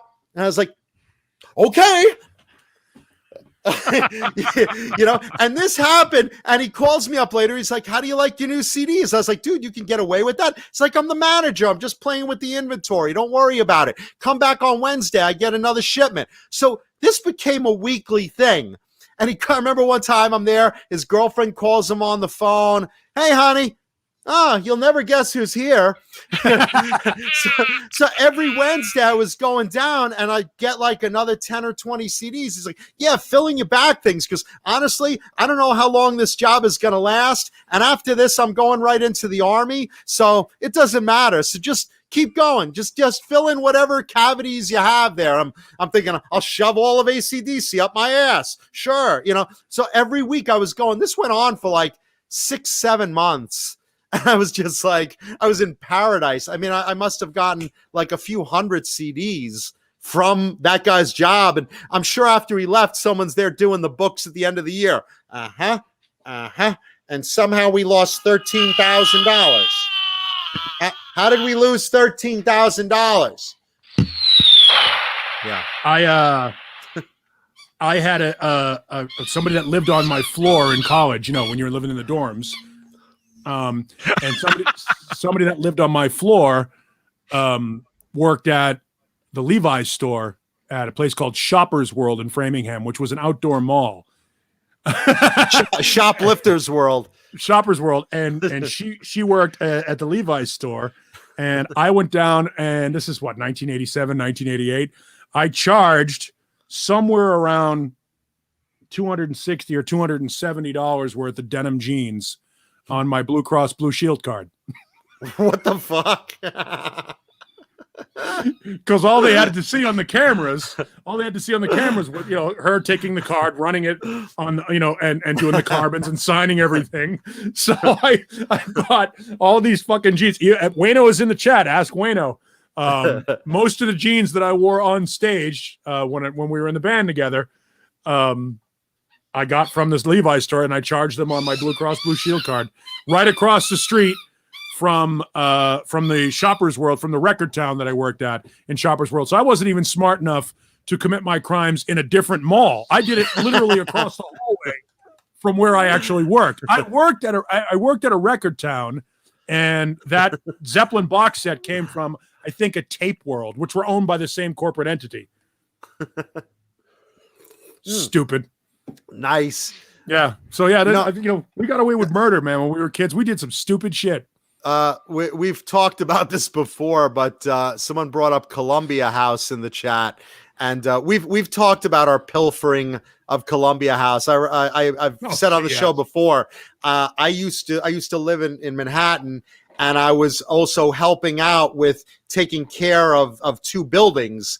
And at that time, everyone had all these mailboxes of rentals that weren't occupied that I had the keys to. So Columbia House had all these separate names joining their 13 for a penny, you know, offer every week. There would be another 20 families in the same two buildings under different names joining their 13 for a penny. You know, would you like to continue this offer? I mean, I got boxes and boxes and boxes of CDs through that trap. Yeah, no, I mean, that's, and the funny thing about it is they could never really get you because they had no business. They couldn't verify your identification anyway. No, so like, I mean, pre-internet, and you want to talk about dead people voting? Anytime you could just sit there and look up dead people in the obituaries and then assign their name to an empty mailbox or a PO box somewhere. Jesus, you did just fine. Thanks for asking.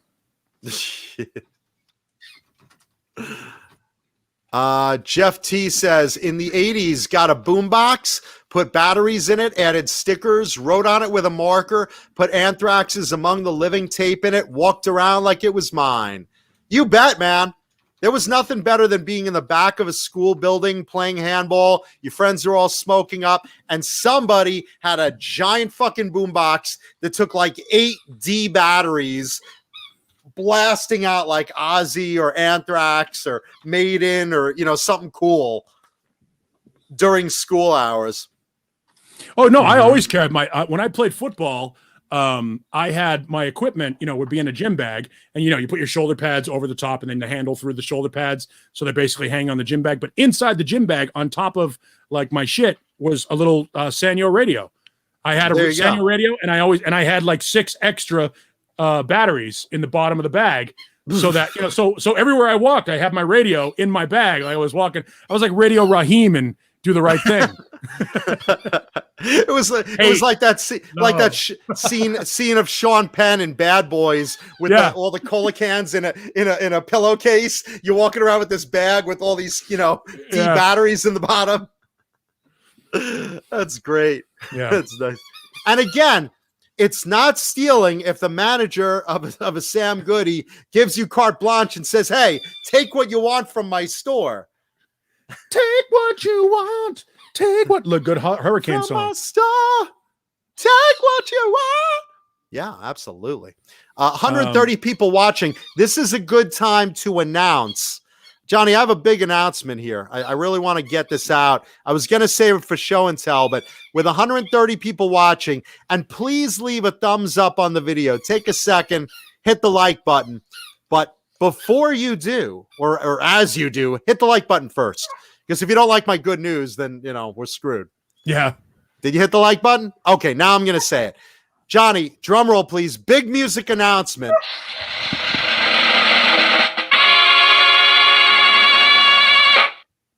This coming month, on the 12th, the greatest musical album of our generation is being released.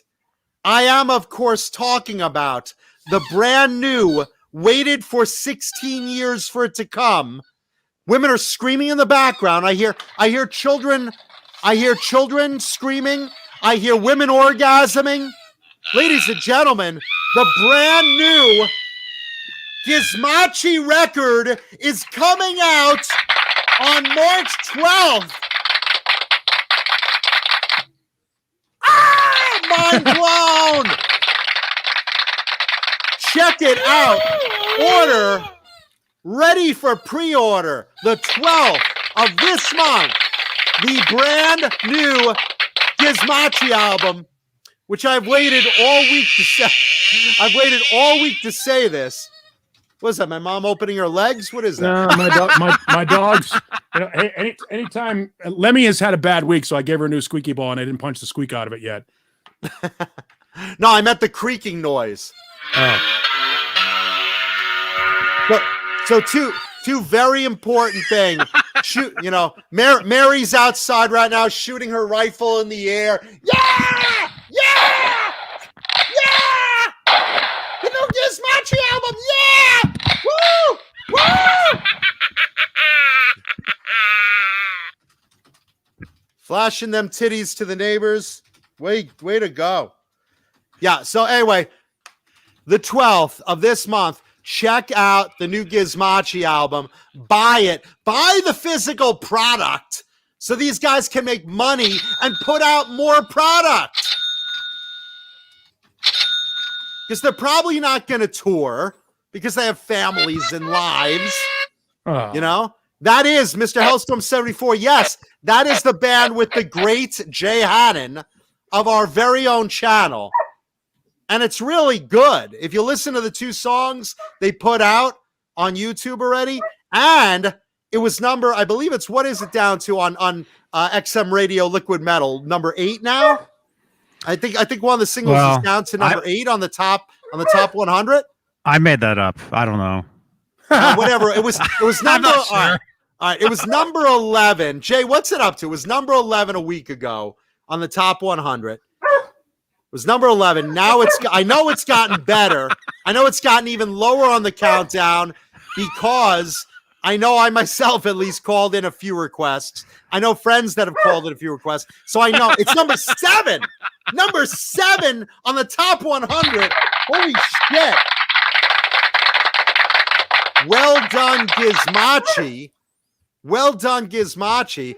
Climbing up the XM Liquid Metal radio charts. You guys, Johnny, put that number up there again. Put that number up. That's Paulie, handsome fellow. Put up that number, Johnny. There it is.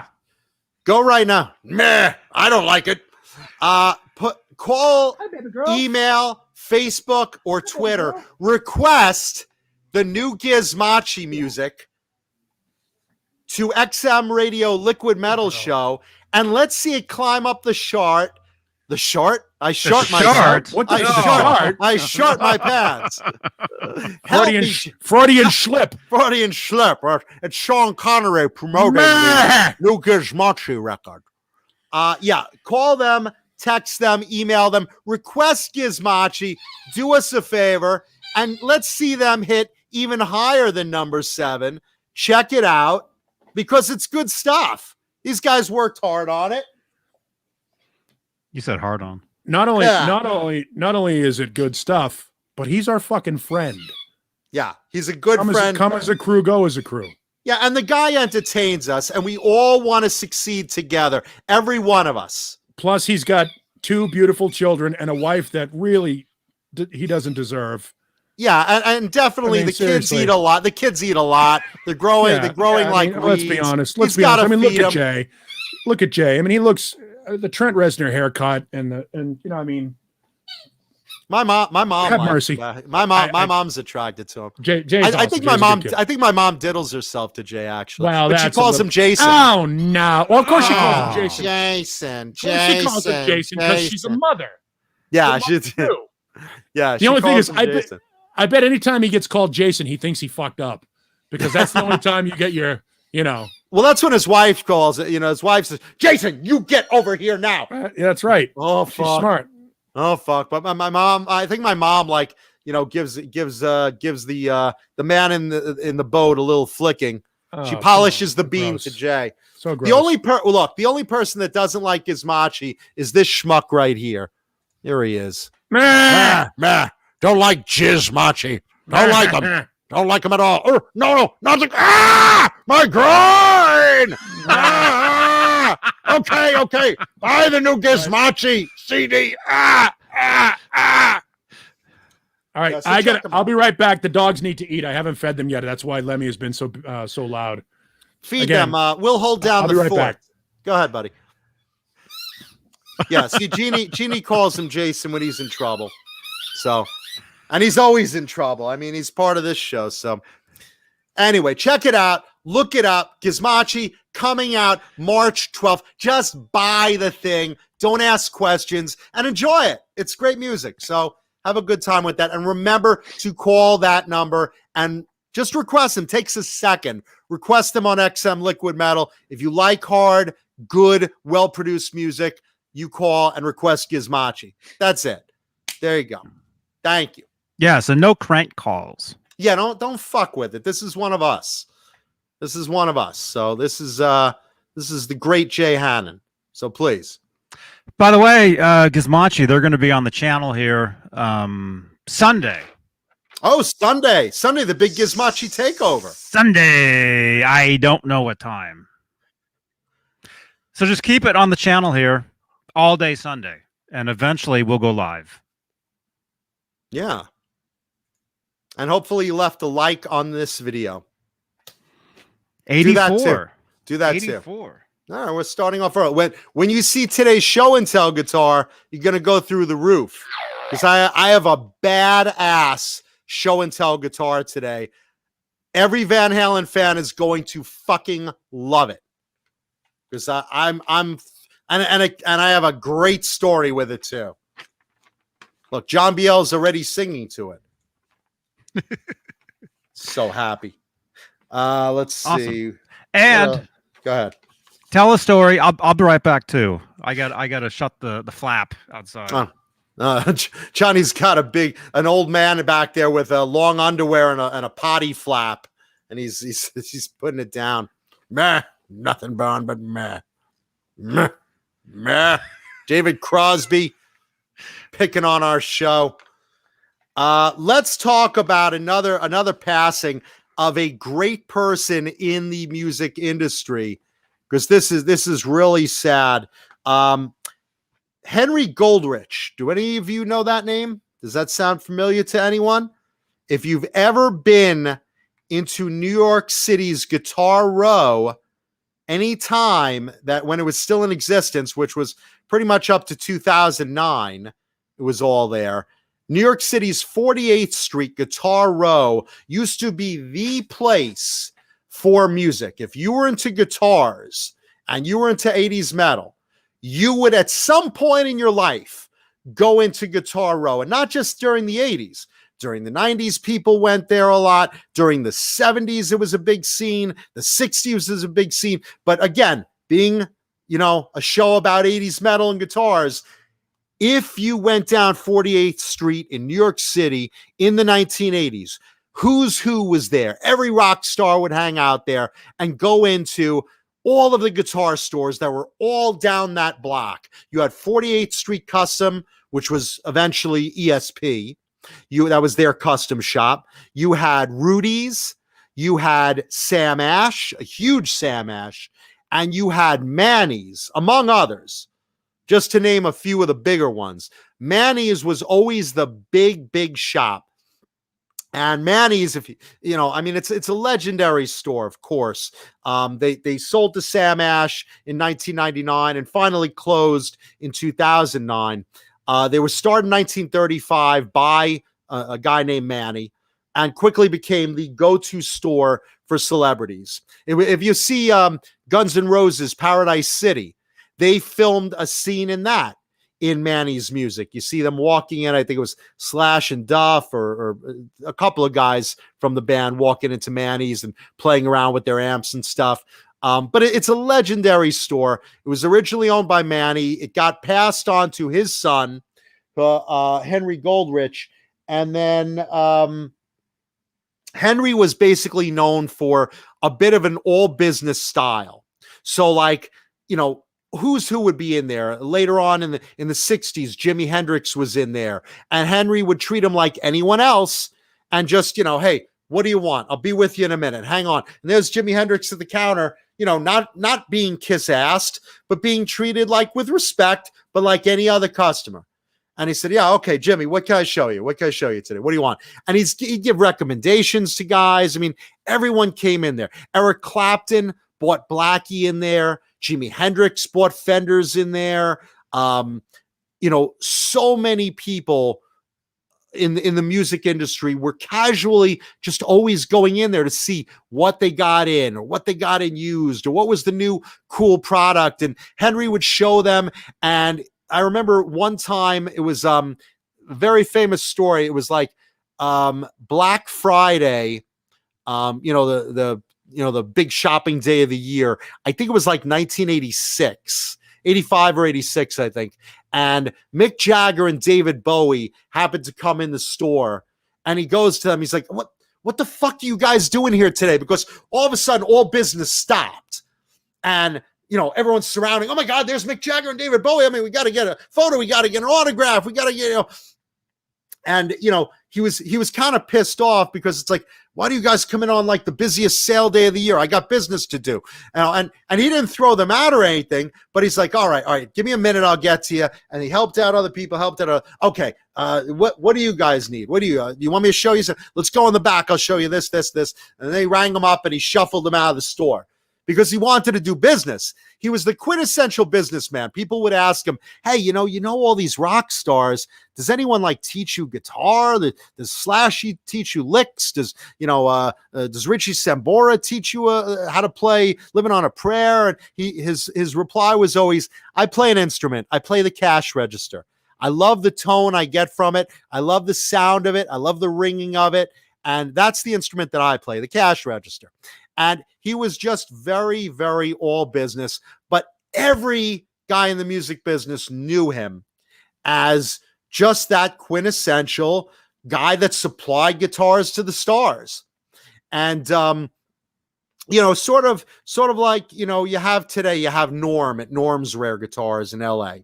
But it was so much bigger back then because the guitar scene, the music scene, the metal scene, the rock scene, it was just much bigger in New York City, especially when your entire block is dedicated to all the brand names. And, you know, this guy carries these and this guy carries these. There's nothing you couldn't find on 48th Street, Music Row in the 80s.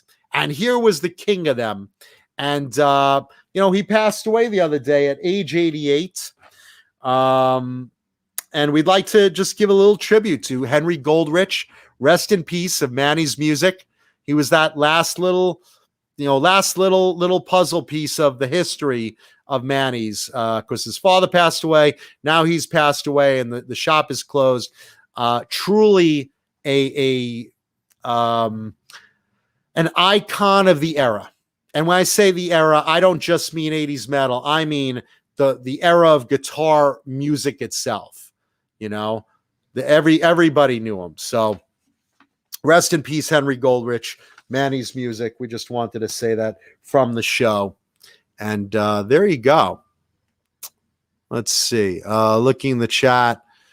70s in New York City was awful also. Yeah, I mean, Times Square was full of hookers and druggies and robberies and you get mugged and blah, blah, blah, blah, blah. But when Disney came in and they Disneyfied it, then yeah, now it's, you know, all touristy and stuff, but it's clean and stuff. Let's see. In the 70s, you had your choice of car parts from abandoned vehicles. You know, you go down into Greenwich Village in New York and you got guys laying out blankets with everything stolen from cars, you know, so that's still there. Ben Thompson, Manny's was great. I went several times. How many of you out there have been to Manny's music, you know, during its prime? I see Ben Tom. Who else? I think I did one time. When? What era? 94. Okay, so still when it was owned by the family. James Gum was there. Do you remember the famous Yellow Dan Lectro from Manny's music? The only guitar he let anyone demo amps and effects on for years. Nice. That was the house guitar, it seemed.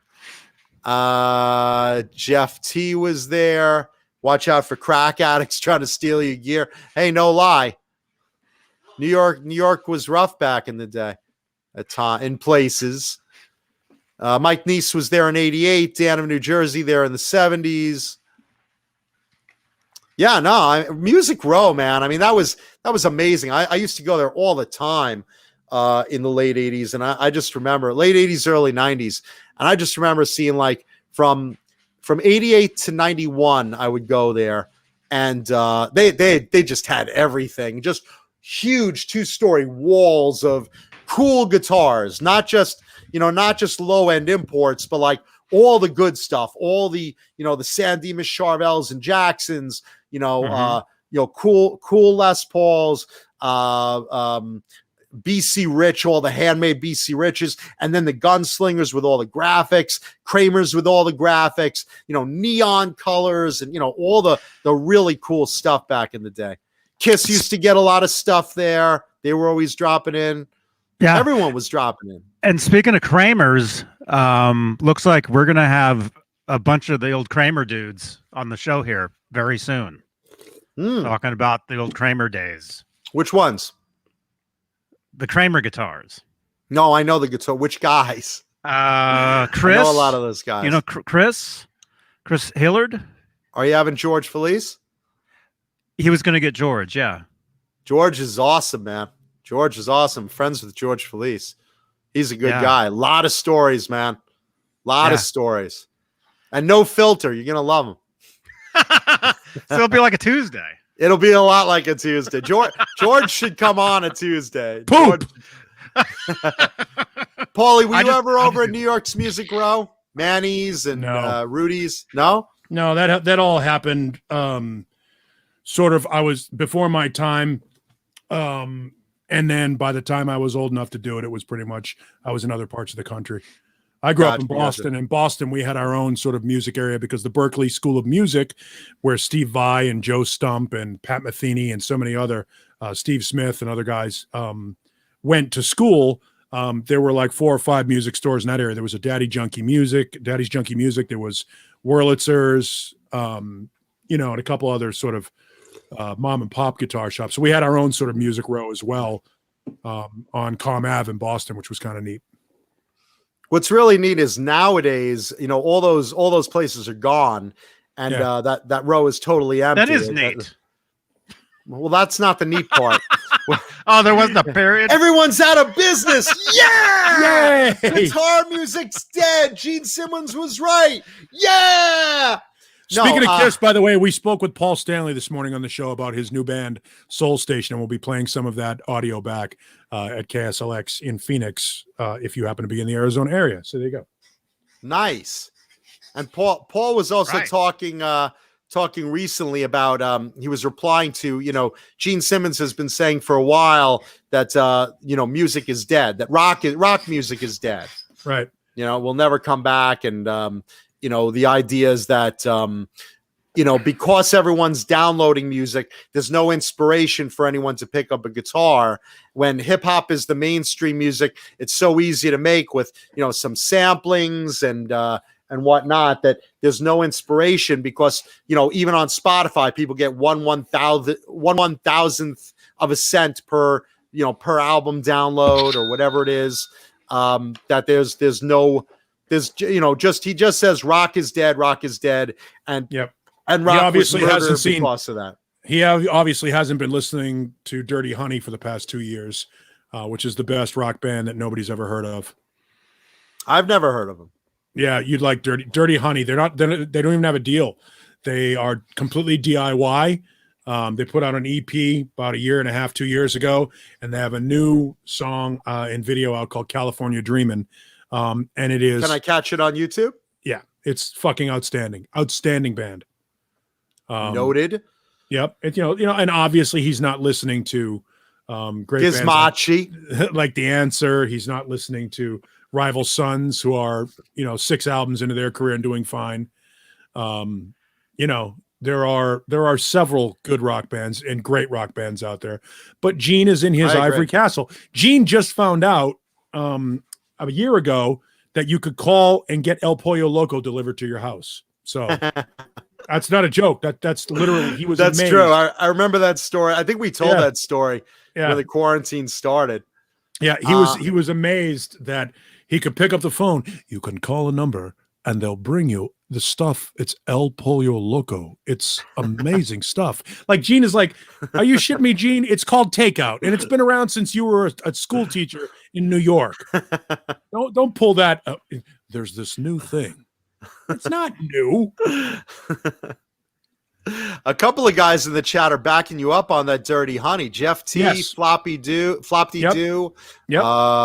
Let's see. Bozique. A couple of guys. I'm gonna check it out. I love, me. I love checking out new music and introducing it to the audience. So if you're listening now, check out Dirty Honey, because why not promote them the same way? Oh, that's gonna be a meme somewhere. Somebody just sent that in. Yeah. Oh, and by somebody, do you mean Cobra Kai Platoon? Because he's the only one quick enough. I can only imagine. Like birds flying out of my mouth in that photo or something. No. You need to put that head on top of the John Biel, Vince Neil. On top of the body, on top of the Vince Neil body. Then I'll be dancing. Good one. I'll be dancing. Cobra Kai, have fun with that.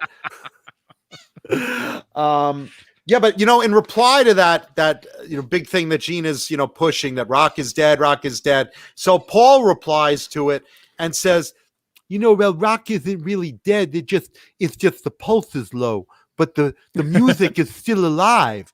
The music is still going. It's gonna come back, but it's like it just needs a jolt to the heart. It's what it needs. But you've got bands like the Foo Fighters and Green Day, and they're doing a great job. So Paul thinks it's just on a faint life support, but will happen again. Then your buddy Alice Cooper, who's on your radio station, Alice replies to that as well, that rock is where it should be.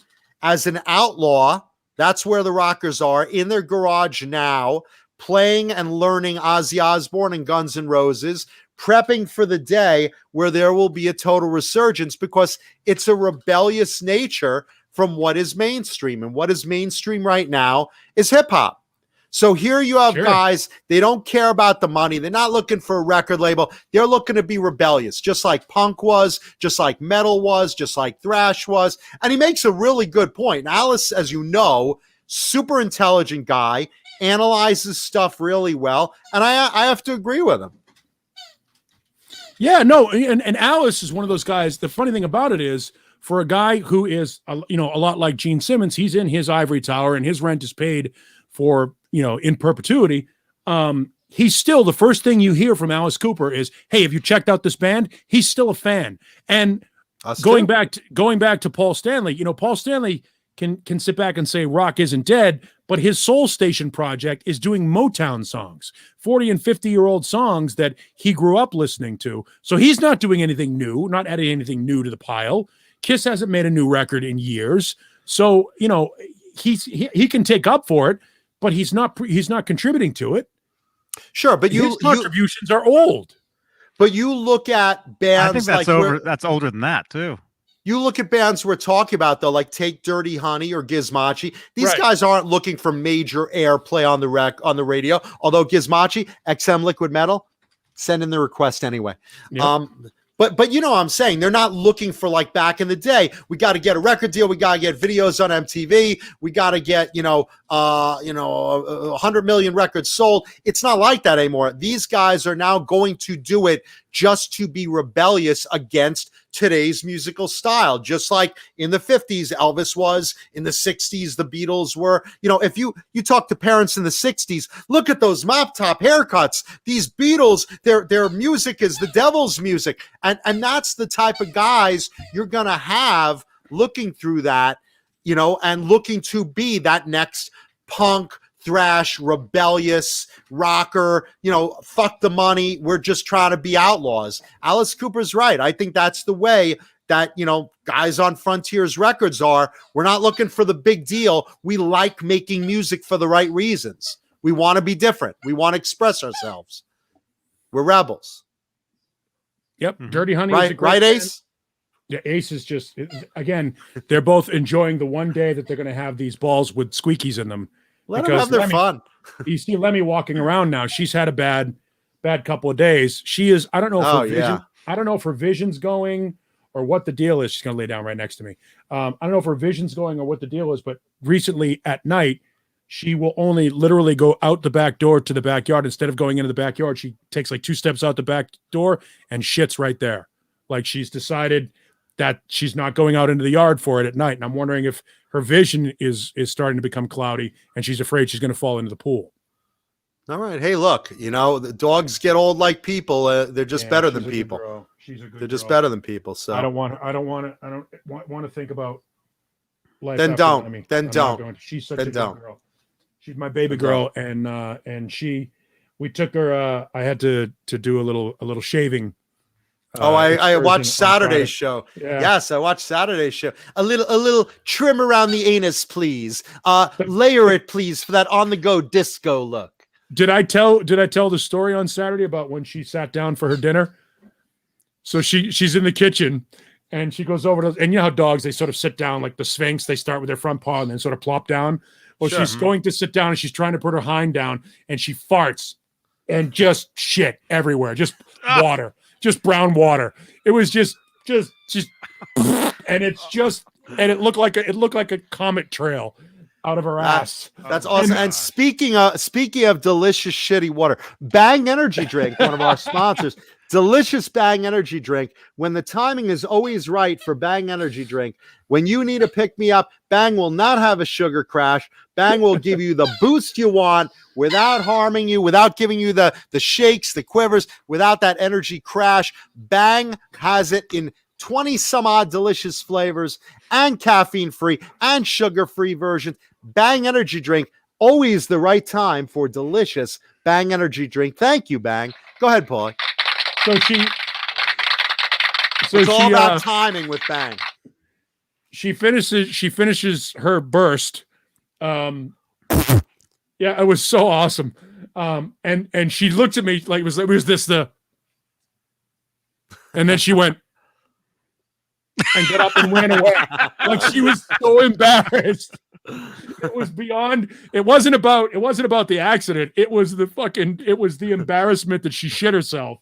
I mean, who isn't really? Anytime you shit yourself, you should every be time I shit myself. But she was so good about it. And I felt so bad for her. It sucked for me because I had to go get a fucking mop and clean up anyway. Bounty's the quicker picker upper. But the poor dog, she was so thing. Embarrassed, poor girl. So she ran into the room like she had done something wrong, and she didn't do anything wrong. She's fucking 10 or 11 years old, and it happens. Those things are going to start happening.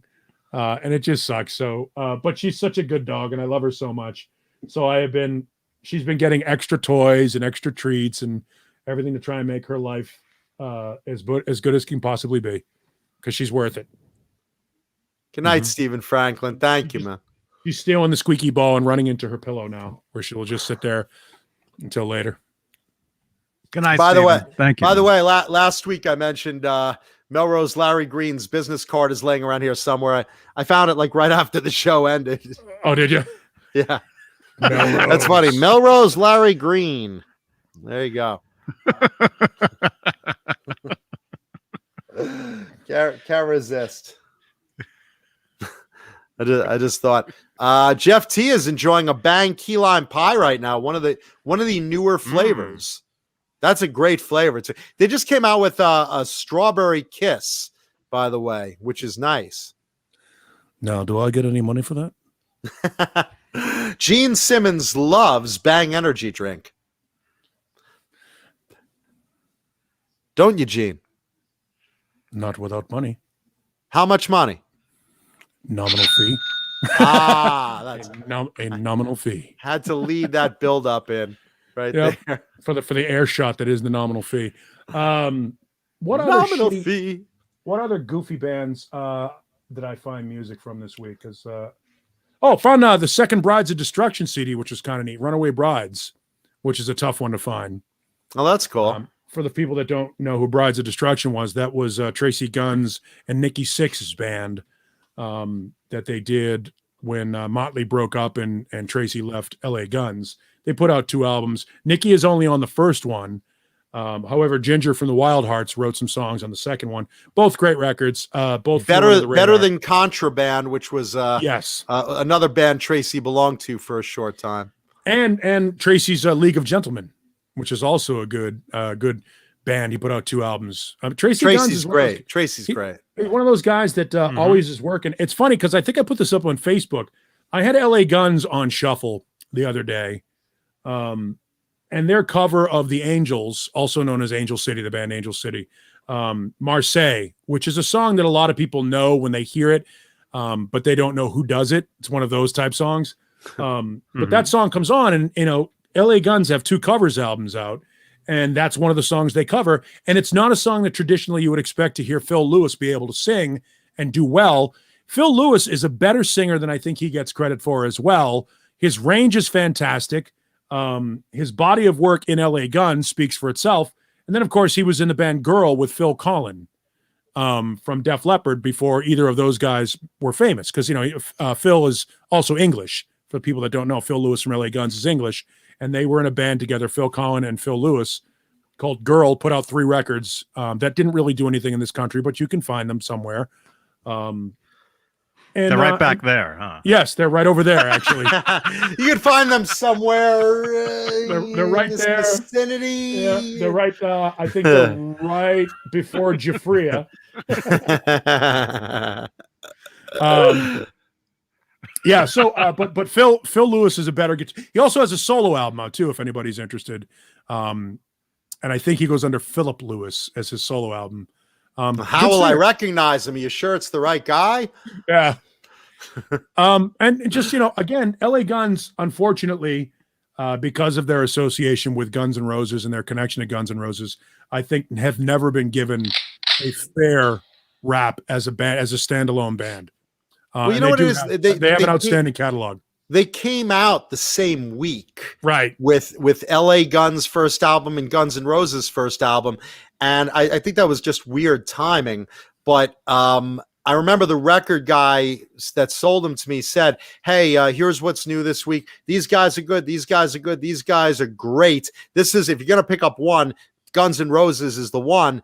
And it's hard when you're in that shadow that week that your album comes out. I mean, I bought them both anyway, but right.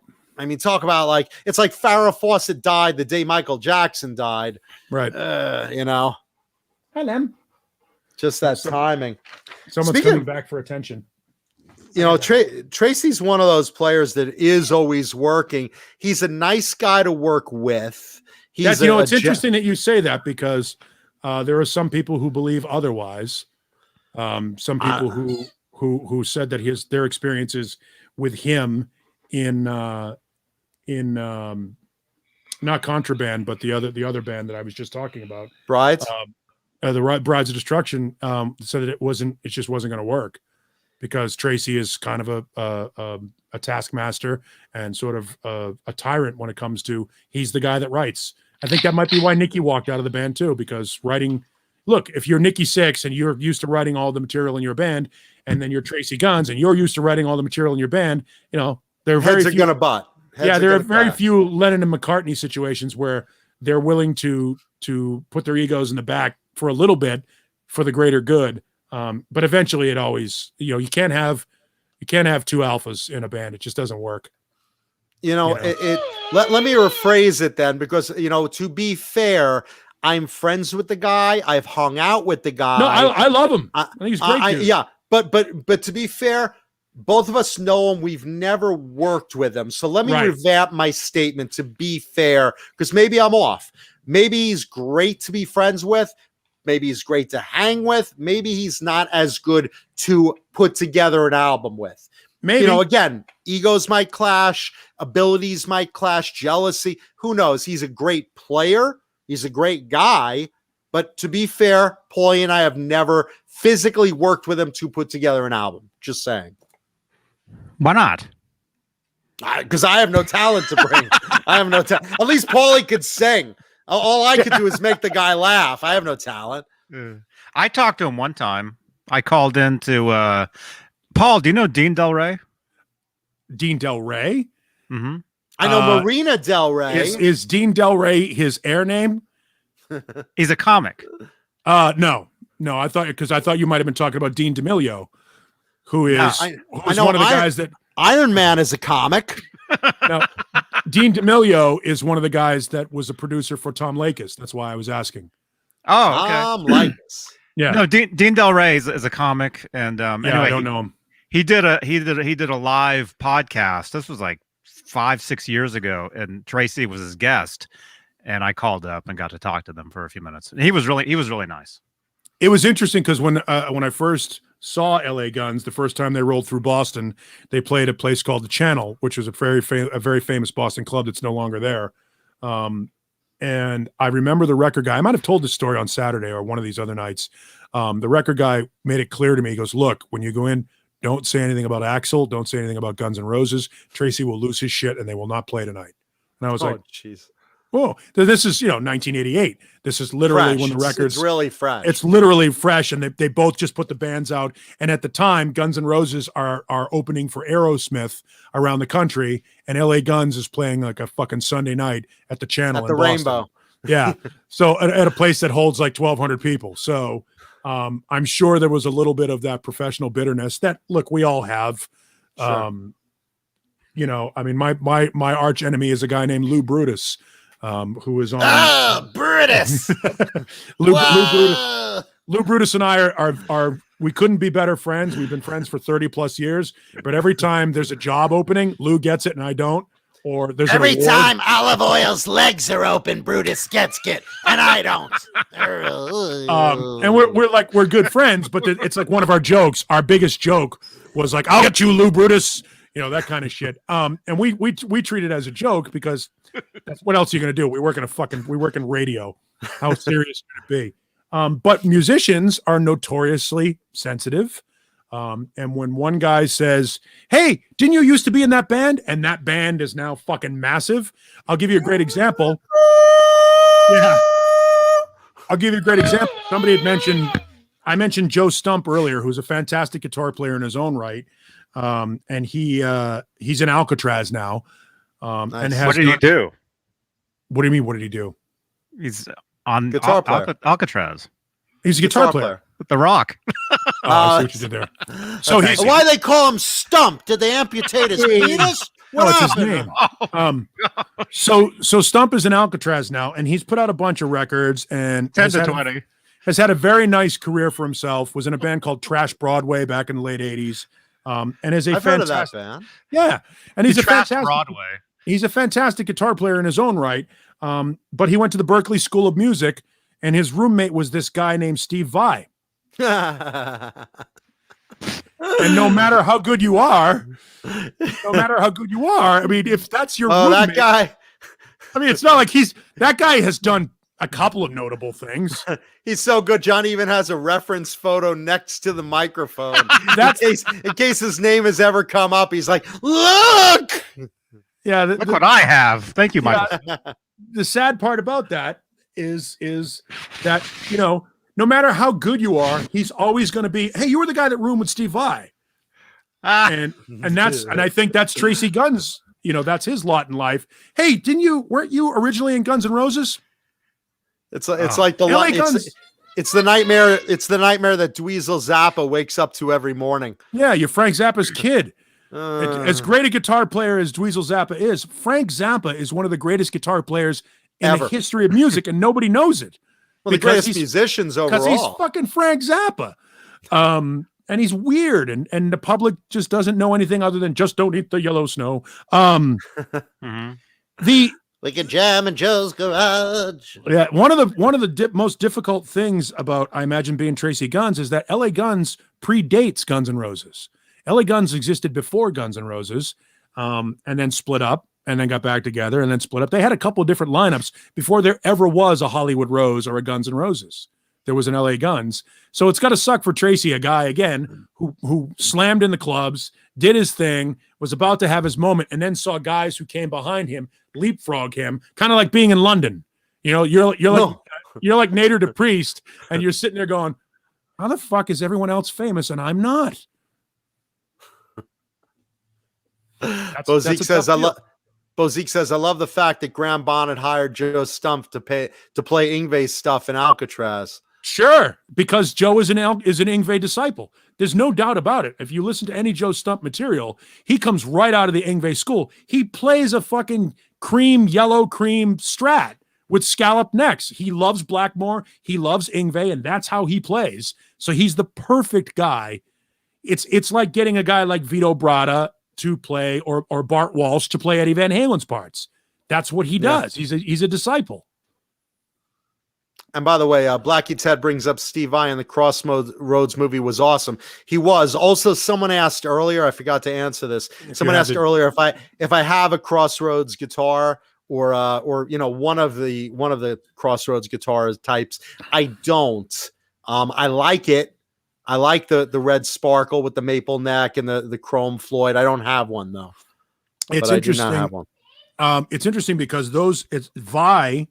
There's some sort of a resurgence in older Vai guitars, because he's no longer making the Gem. He does this thing called the Pia, which is the new version of the Gem, and it's a couple of different changes, cosmetic changes, but the guitar is essentially the same guitar.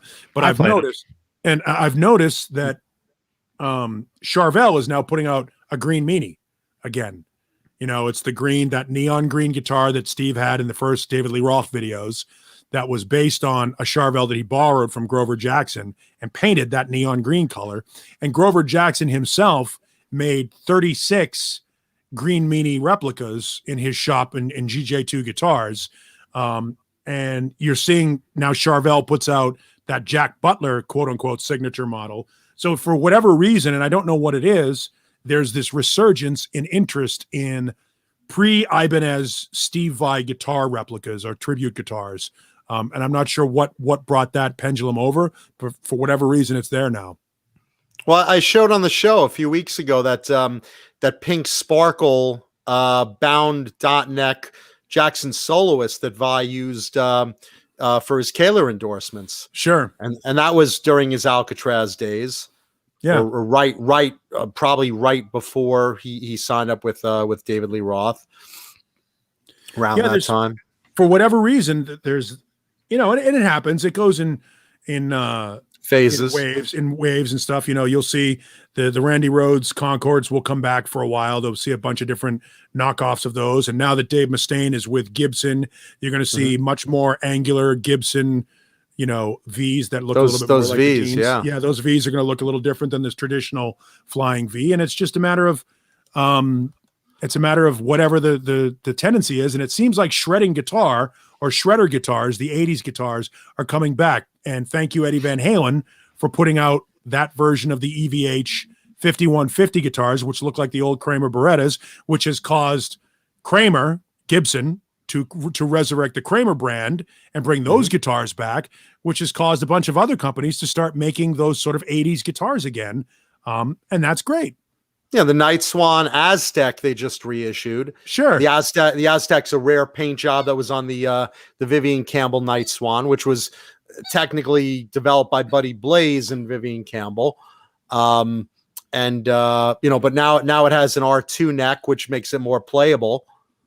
So that's a good thing. By the way, when you were talking about those the Les Pauls earlier, there is a happy medium between the C and the D shape, the 50s C and the 60s sort of slim D shape. There's that slim taper neck that's basically something that Slash sort of made an option in the guitar world for Gibson guitars, so that you don't have to choose between the big, thick, chunky neck, which is what traditional Les Paul players use, and the slim neck from the 60s. There's a medium version of that's somewhere right in the middle that's supposed to be the sweet spot. I've got a couple of them. I can't really tell you the difference between them because I've got ham hock hands anyway, so any guitar in my hand is going to feel weird. I don't have the delicate, I can't tell you the delicate touch of a slim neck versus a baseball bat neck, unless it's the difference between a Les Paul and a Gem. Like the difference has to be so obvious for me to feel it. Otherwise, they all kind of feel like sticks in my hand. I should also bring up, I was talking about, quality control across the lines of Gibson Les Pauls, that, every guitar quality wise stands on its own, whether it's Gibson made or Norland made. I want to point out of the Norlands, they really do get a bad rap, mostly because of the pancake bodies and the weight. But the fact is, a lot of them with the maple necks were really strong necks with the volutes. And better yet, think of the artists that made amazing music on it. Ace Frehley, Randy Rhoads, a lot of guys played those early Norland guitars. So it's not a matter that there aren't good guitars from Gibson on all lines, from the 50s right up to today. It's hit or miss. You just have to play them in person. There's no consistency. Yeah, that's the tough part. I would say if there's ever been a guitar that you can't buy sight unseen, it's a Les Paul. Totally. There are certain guitars like and I bought all of my Music Man's sight unseen, bought most of my Kramer, Charvel, BC Rich, Jackson, all of those, buy them all sight unseen. But I won't buy a Les Paul unless I've had a chance to pick it up and hold it and play it first. Same here. You have to. And that's the only reason I'd buy a Les Paul is I bond with that particular guitar. Yeah. I've gone to music stores and literally pulled like 20 something high-end Les Pauls off the wall and not liked one of them. And then out of the blue, I'll go to a guitar show, play this one, this one, this one. Oh my gosh, this one is nice. And that's it. I let go of my 97. I had a 97 Epiphone Les Paul, the one I was telling about earlier, that was made by Leader Musical Instrument Company, which is a small South Korean factory that made a small run of them for Gibson back in the late 90s. And I bought that guitar. I was in Memphis and I went through the entire wall. I mean, I didn't have $1,000 to spend. So, a $500 Epiphone was what I was going to buy in 1997. So I grabbed every one of them. And my buddy Luke, who is the lead singer for a band called Another Society, if you want to look those guys up, they were around in the 90s. Luke and I, Luke is a very good player and a Les Paul aficionado. We went through everything. We went through every guitar on the wall that day. It took like 2.5 hours until I found the one that felt Luke's right. Still out there. He'll freeze to death. Sorry. I am your Fender. I am your Fender. So Luke and I went through every guitar, and that was the one I ended up buying, and I hung on to it for 25 years before letting it go. I finally let it go because I needed some money to buy a Gibson that I bonded with, and I kind of regret it because it was the best playing cheap guitar I've ever owned. It was $497 in 1997 and worth every penny. Nice. and a great guitar, and it wasn't a Gibson, it wasn't American made, but damned if whomever the person was that finished that guitar on the assembly line that day wasn't a friggin' artist, because they were great and that guitar was great, and I had 25 years of great memories with that guitar. Nice. Johnny, how many likes do we have on the videos so far? What are we up to? We have 97. But we have 130 people watching. Could we get a couple more likes on the video? If you're watching, you haven't left a like button. Come on, give us a thumbs up, please. Thank you. Yeah, and stop leaving these. The fuck's leaving those? Mom, stop. I don't like John, this your up. show is awful. Where's that dirty. cute Jason? You're talking about my vag. Wait. You know what? I like the show when you talk about guitars. She likes when I talk about Jay. When I talk about Jay. You know, John, the new Gizmachi album's coming out on the 12th. I have it on order already. Ma, you don't even like that type of music, but I like Jason. I will tell you. He's the son I always wanted. John, you're going to get a phone bill, and you're going to notice a lot of calls made to Sirius XM. Nice. That 877-87 heavy, that's going to show up a lot on my phone bill. And I just want you to know, I don't want to be offended, but I love Jason Hannon. The DJ, he's dreaming. The DJ at XM Liquid Metal is like, oh, I recognize this caller. Hello. Yes, I'd like to hear more Gizmachi with Jason Hannon. It's always the same message. Oh. That Jason's quite a guitar player. I wish you had musical talent, John. Do you Why have don't any you talent play like whatsoever? him? You have so many more guitars. You should be a better player than him by now. Mom, it doesn't work that way. Well, you should be. It only makes sense. By the way, I'm getting flamed to hell on Facebook because I posted in the Gibson Les Paul chat today on their little board, the message board, because all I'm tired of seeing is everybody's, should I get an R8? Should I get an R9? Should I get an RO? And for those people that don't know what that is, for those people that don't know what that is, the Scooby tribute model, the RO. Yeah, the R is for the reissue. It's a reissue of a certain model, and the 8 and the 9 and the 0 and the 7 is the year. So an R8 would be a reissue of a 1958 Les Paul. An R9 would be a reissue of a 1959 Les Paul. And I'm seeing this constantly, and it's almost as annoying as the Dave versus Sammy shit and the Van Halen thing. So I basically took a picture of my guitars, none of which are like fucking reissue, you know, R8s, R9s and shit. They're Les Pauls, but they're not. I've got one reissue. It's a 61 reissue Les Paul Custom SG. But I don't sit there and go, oh, it's my 61 reissue. You know what I mean? I don't give a fuck. I love my Les Pauls. I bought them to play them. I like playing them. They're great guitars. Stop fucking cork sniffing and play your fucking guitar. So I wrote that. I'm like, I'm just tired of this shit. Find who gives a shit about what the guitar pedigree is. Grab your guitar and play it. Stop worrying about it. Cork sniffing sucks. And then people are like, hey, and then, yeah, and people are losing their shit. They're like, hey, for a guy with a guitar collection like that and an Eddie Van Halen half stack, you sure are throwing a lot of stones about cork sniffing. I'm like, you don't even know what the term means, you morons. Every Les Paul Karen right now is they're going bashing fucking you right they're now. So mad at me. And I could give a fuck less. I really don't care. But it was just funny because I saw it and I'm like, oh, well, you shut the fuck up, all of you. Mike Nice has the right idea. Buy a real 59 for $700K and you'll get your quality. No, look, like I said earlier, and we've been talking about all through the play what you like. Play the one that you bond with. You've got to feel those individually. They're going to be so different from so many of them. You know, that's the thing. I mean, people fucking they obsess, and you know, look, I don't want to throw stones at anybody we know, but people obsess over a piece of plastic that is improperly represented on a reissued guitar. It's like, does that have any more effect with the squeaky ball underneath it? Does it have a little more gravitas? The type of glue is the glue used in 59. Just play it and see how it feels. You got to play Les Pauls, man. I mean, look, I get the idea that if you make it in the same technique with the same materials, chances are you'll find a good formula. But the fact is, you've got to physically play a Les Paul. The quality is just so far apart from guitar to guitar. There's no consistency.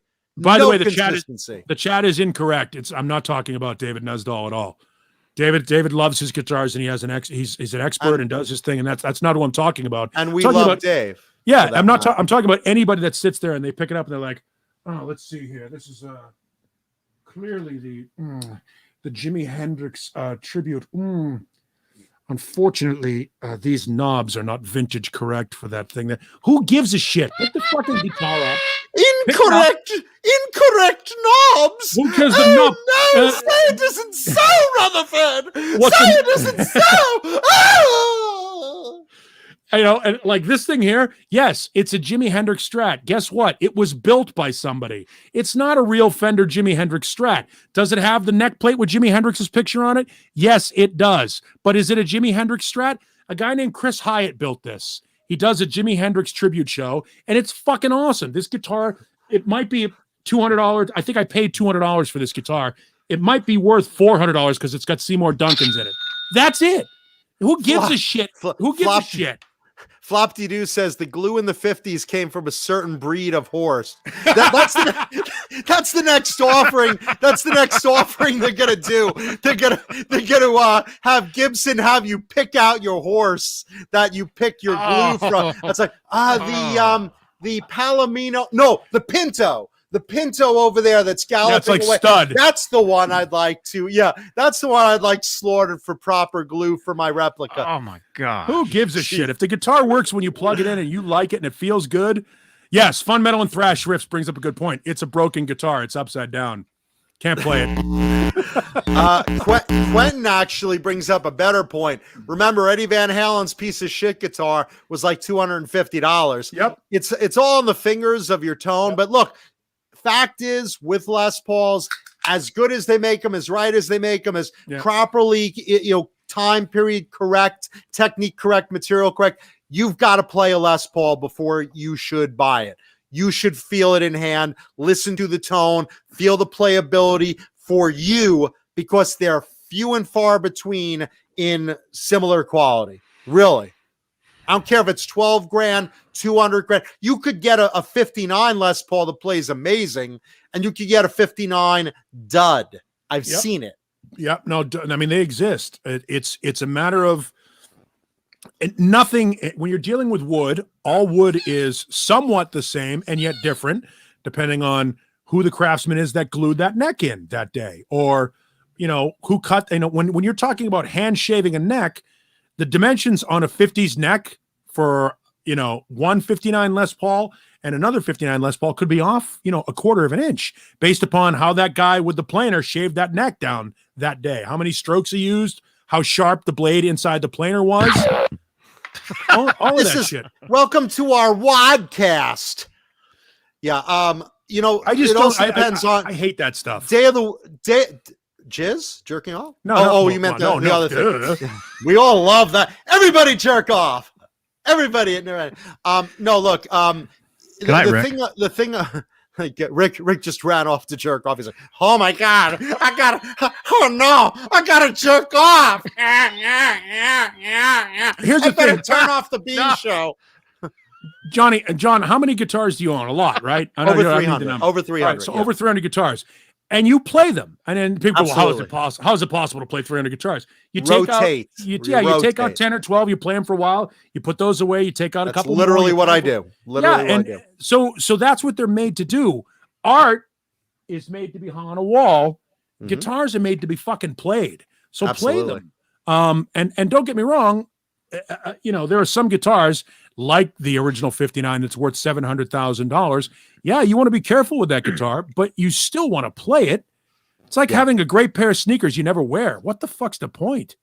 Yeah, no, guitars need to be played. People ask me all the time, "Hey, do you play that George Lynch Mom Skull and Bones guitar? You don't play that, do you? It's worth so much money." I said, "Yeah, of course I play. What harm am I going to do to it if George Lynch beat the shit out of it for like 4,000 shows? What harm am I going to do to it?"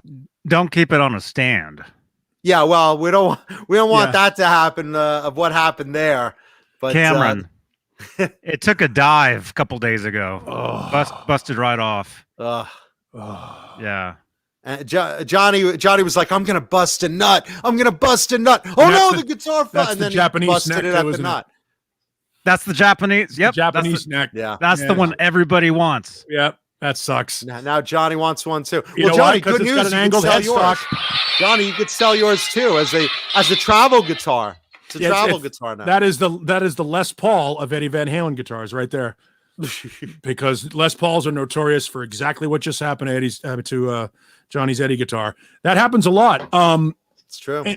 And by the way, somebody, Mike Neese, said he didn't think Les Paul was a fan of the Les Paul models. Actually, the one that Les Paul used was one called a Les Paul recording, and it had a low impedance setup. The guitar that was his personal guitar that he used on stage was not one that sold very well as a consumer model because of the way it was wired and because of the little tricks and shit that it had. Now, you could buy the exact same guitar that Les Paul played. Most people didn't because they didn't know what the hell to do with it, because it had a low impedance output. It had a couple of different switches for phasing and different things to do with the pickups and coil changing and shit, way ahead of itself. But look up the Les Paul recording, and that's what Les Paul actually played live. He didn't really play. I mean, he played a gold top for a while, a 57 gold top for a while, but that's because Gibson paid him to play it on television with Mary Ford. And then Mary Ford played the 61 SG, Les Paul SG Custom. Les Paul didn't like those. In 1961, Gibson remodeled or redesigned the guitar to what we now know as the SG, but it was still called a Les Paul back then. Les, says he didn't like, the rumor is that he didn't like the design of the guitar, the way it looked. And secondly, he didn't want his name on the guitar because he and Mary were going through a divorce and he didn't want to lose any money in an alimony split. He actually liked the Gibson log. He liked the log guitar. He preferred them to look kind of like more like what Ted Nugent played, the ES 175. What is it, the Nightbird or whatever it was called?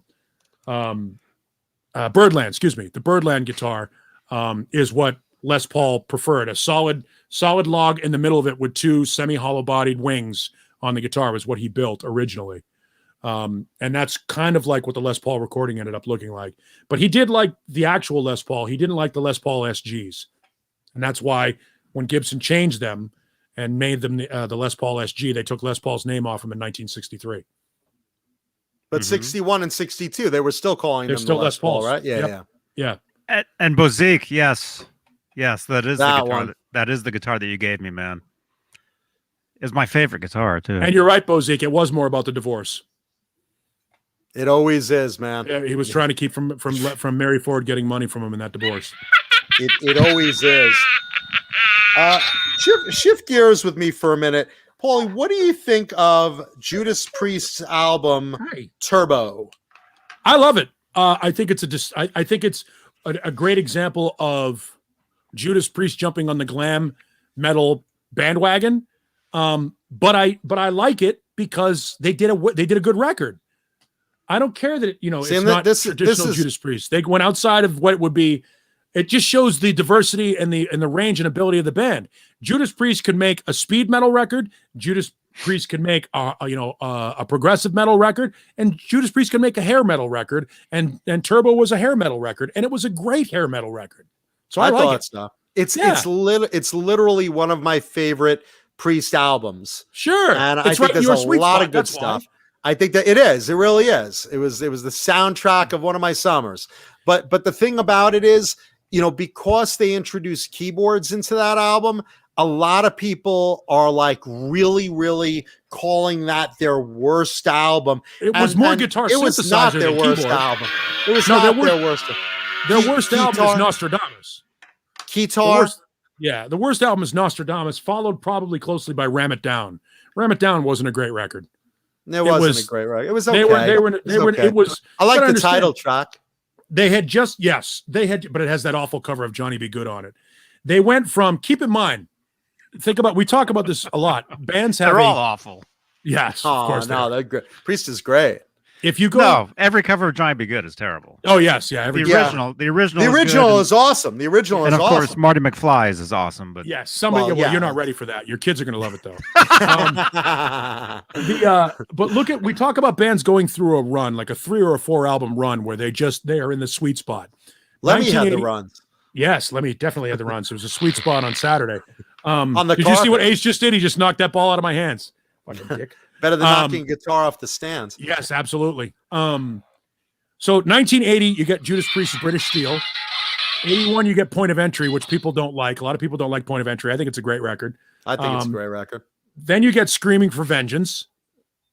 Fantastic. Then you get Defenders of the Faith. Fantastic. And then you get Turbo. And then you get the live album. And then you get Ram It Down. So yeah, after Turbo, I think not Ram It Down. Wasn't Painkiller after that? Painkiller's after Ram It Down. Is it? See, this is how much I love Ram It Down. Yeah, Painkiller is after. Painkiller was great. Painkiller was an amazing record. Painkiller was for Judas Priest what Revenge was for Kiss. For Kiss, that's a great Keep in analogy. Mind, yeah, because Turbo was embraced by a bunch of people who weren't Judas Priest fans and rejected by a lot of Judas Priest fans. Ram It Down was, I think it's a record that if you ask anybody in the band, they'll tell you was rushed and they weren't, Rob was deep into the bottle at that point, and the band. I'm sorry, deep into the what? The bottle. Oh, okay. And he was deep into the bottle I at the time. I thought you said the bunghole. And the bottle wasn't, the band wasn't doing very well.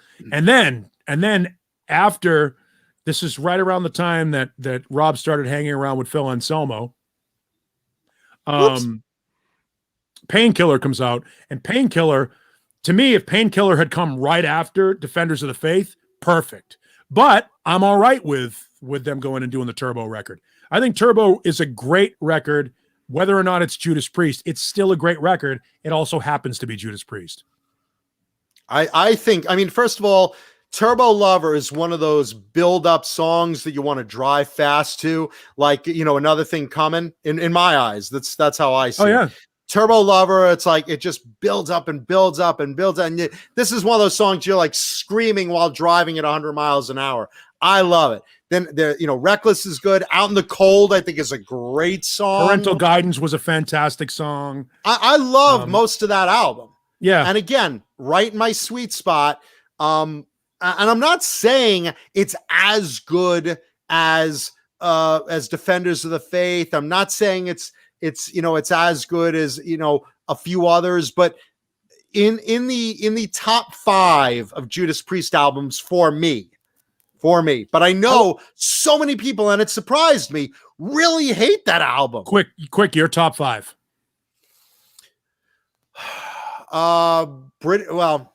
In order. Screaming for Vengeance, Defenders of the Faith, British Steel, Point of Entry, and no, I'm sorry, not Point of Entry, Turbo, and Painkiller. Those would be my 5. I would say Defenders, Painkiller, Screaming, British Steel, and Point of Entry. You'll notice none of us. Only one difference between us. Yeah, really, and it's just a matter of where you slot them. I don't see many people putting stuff like Hellbent for Leather and Sin After Sin or Rock-a-Rolla or Sad Wings of Destiny because the band hadn't quite found where they were. From 1980 to 1990, that decade of Judas Priest, Ram It Down accepted. I would say that Priest, and then their Angel of Retribution, fantastic comeback record. When they got back together and made Angel of Retribution, fantastic record, proof that chemistry can't be created. As good as Jugulator was, and it was a great record, despite it not having Rob Halford on it, as good as Jugulator was, and as moderately successful as Demolition was, fact of the matter is, as good as Tim Owens was as a singer, you can't create chemistry. And when Rob Halford came back and with Angel of Retribution, fucking right, it was like they never missed a step. Rob is a legend. He's a legend, and it's like, this is why when it wasn't okay socially to come out of the closet, when Rob did, it was accepted because he's so fucking cool and he's so good that even socially when it wasn't acceptable, very different these days, obviously, people just look past it. They just look past it because they're like, he's fucking doesn't matter. He's the lead of Judas Priest. Who cares? And that was a big deal. He was afraid to come out. He said, if you look at old interviews, I was afraid my fans would all leave me. I was afraid the band would kick me out. I was afraid the record company would drop me. At that time, these were legitimate fears. It's funny. Getting back to the music part of it, Mr. Hellstorm brings up Seventh Son of a Seventh Son. Also, 1987, 1988, that period of time when keyboards and guitar synthesizers, again, that Pretty Maids record we were talking about, Future World, that is also synthesizer keyboards. There was something about that 2-year period in 1987 and 1988 where there was a textural change in bands that were traditional heavy metal bands. Sabotage. They saw what bands like Bon Jovi and Motley Crue were doing with Home Sweet Home and some of those ballads, those power ballads, and they said, hey, how can we get in on this without being completely different than we normally would be?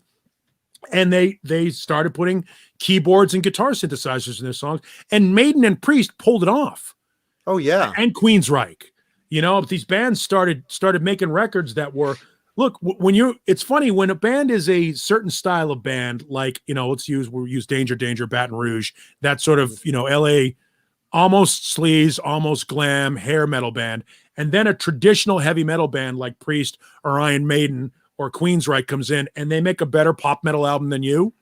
That just shows that it just speaks to their greatness. And I wouldn't call Seventh Son a pop metal record, but it is by far. But it is certainly the most synth-oriented Maiden record in their catalog. Oh yeah, and it's a great record. I mean, look, I can't think of a lot of bad Maiden records. And by the way, thank you, Robot Master Switch, who digs my shirt today. Yeah, thank you. Got a real 3D feel to it. I just ordered a bunch of graphic T-shirts last night. I went to was a I don't know, one of the big T-shirt sites, and Teespring, Teabagger. Teabag.com. Go look up teabagger.com and see if that's it. No, I forget which it is. It's one of the Mr. T. I don't know, whatever it was. I'm Pretty the Fool. Don't buy my shirts. Kenny Dave I bought asked like 7 shirts last night.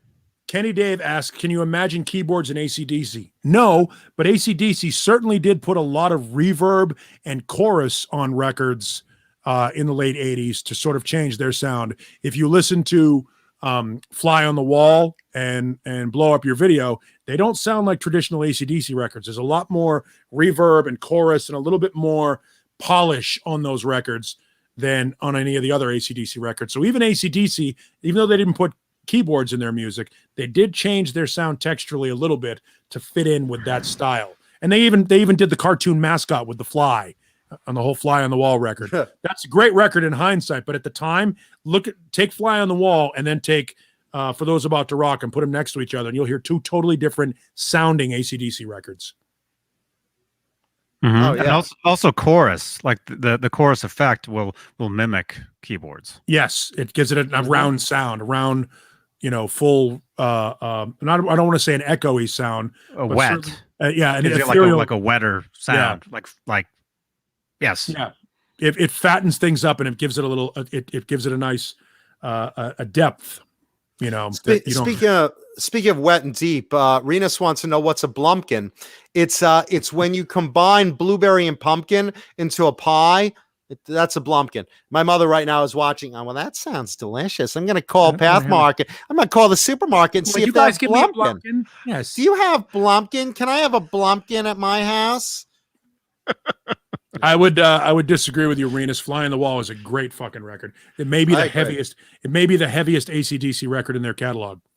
It has a lot of chorus on it, but if you listen, If you listen to stuff like Stand Up and Danger and Sink the Pink and Fly on the Wall and Playing with Girls, I mean, it really is. It's a good record. It really is. Again, it's not a great sounding record because of the amount of chorus and effect on it, but the songs themselves are heavy as fuck. Great grooves.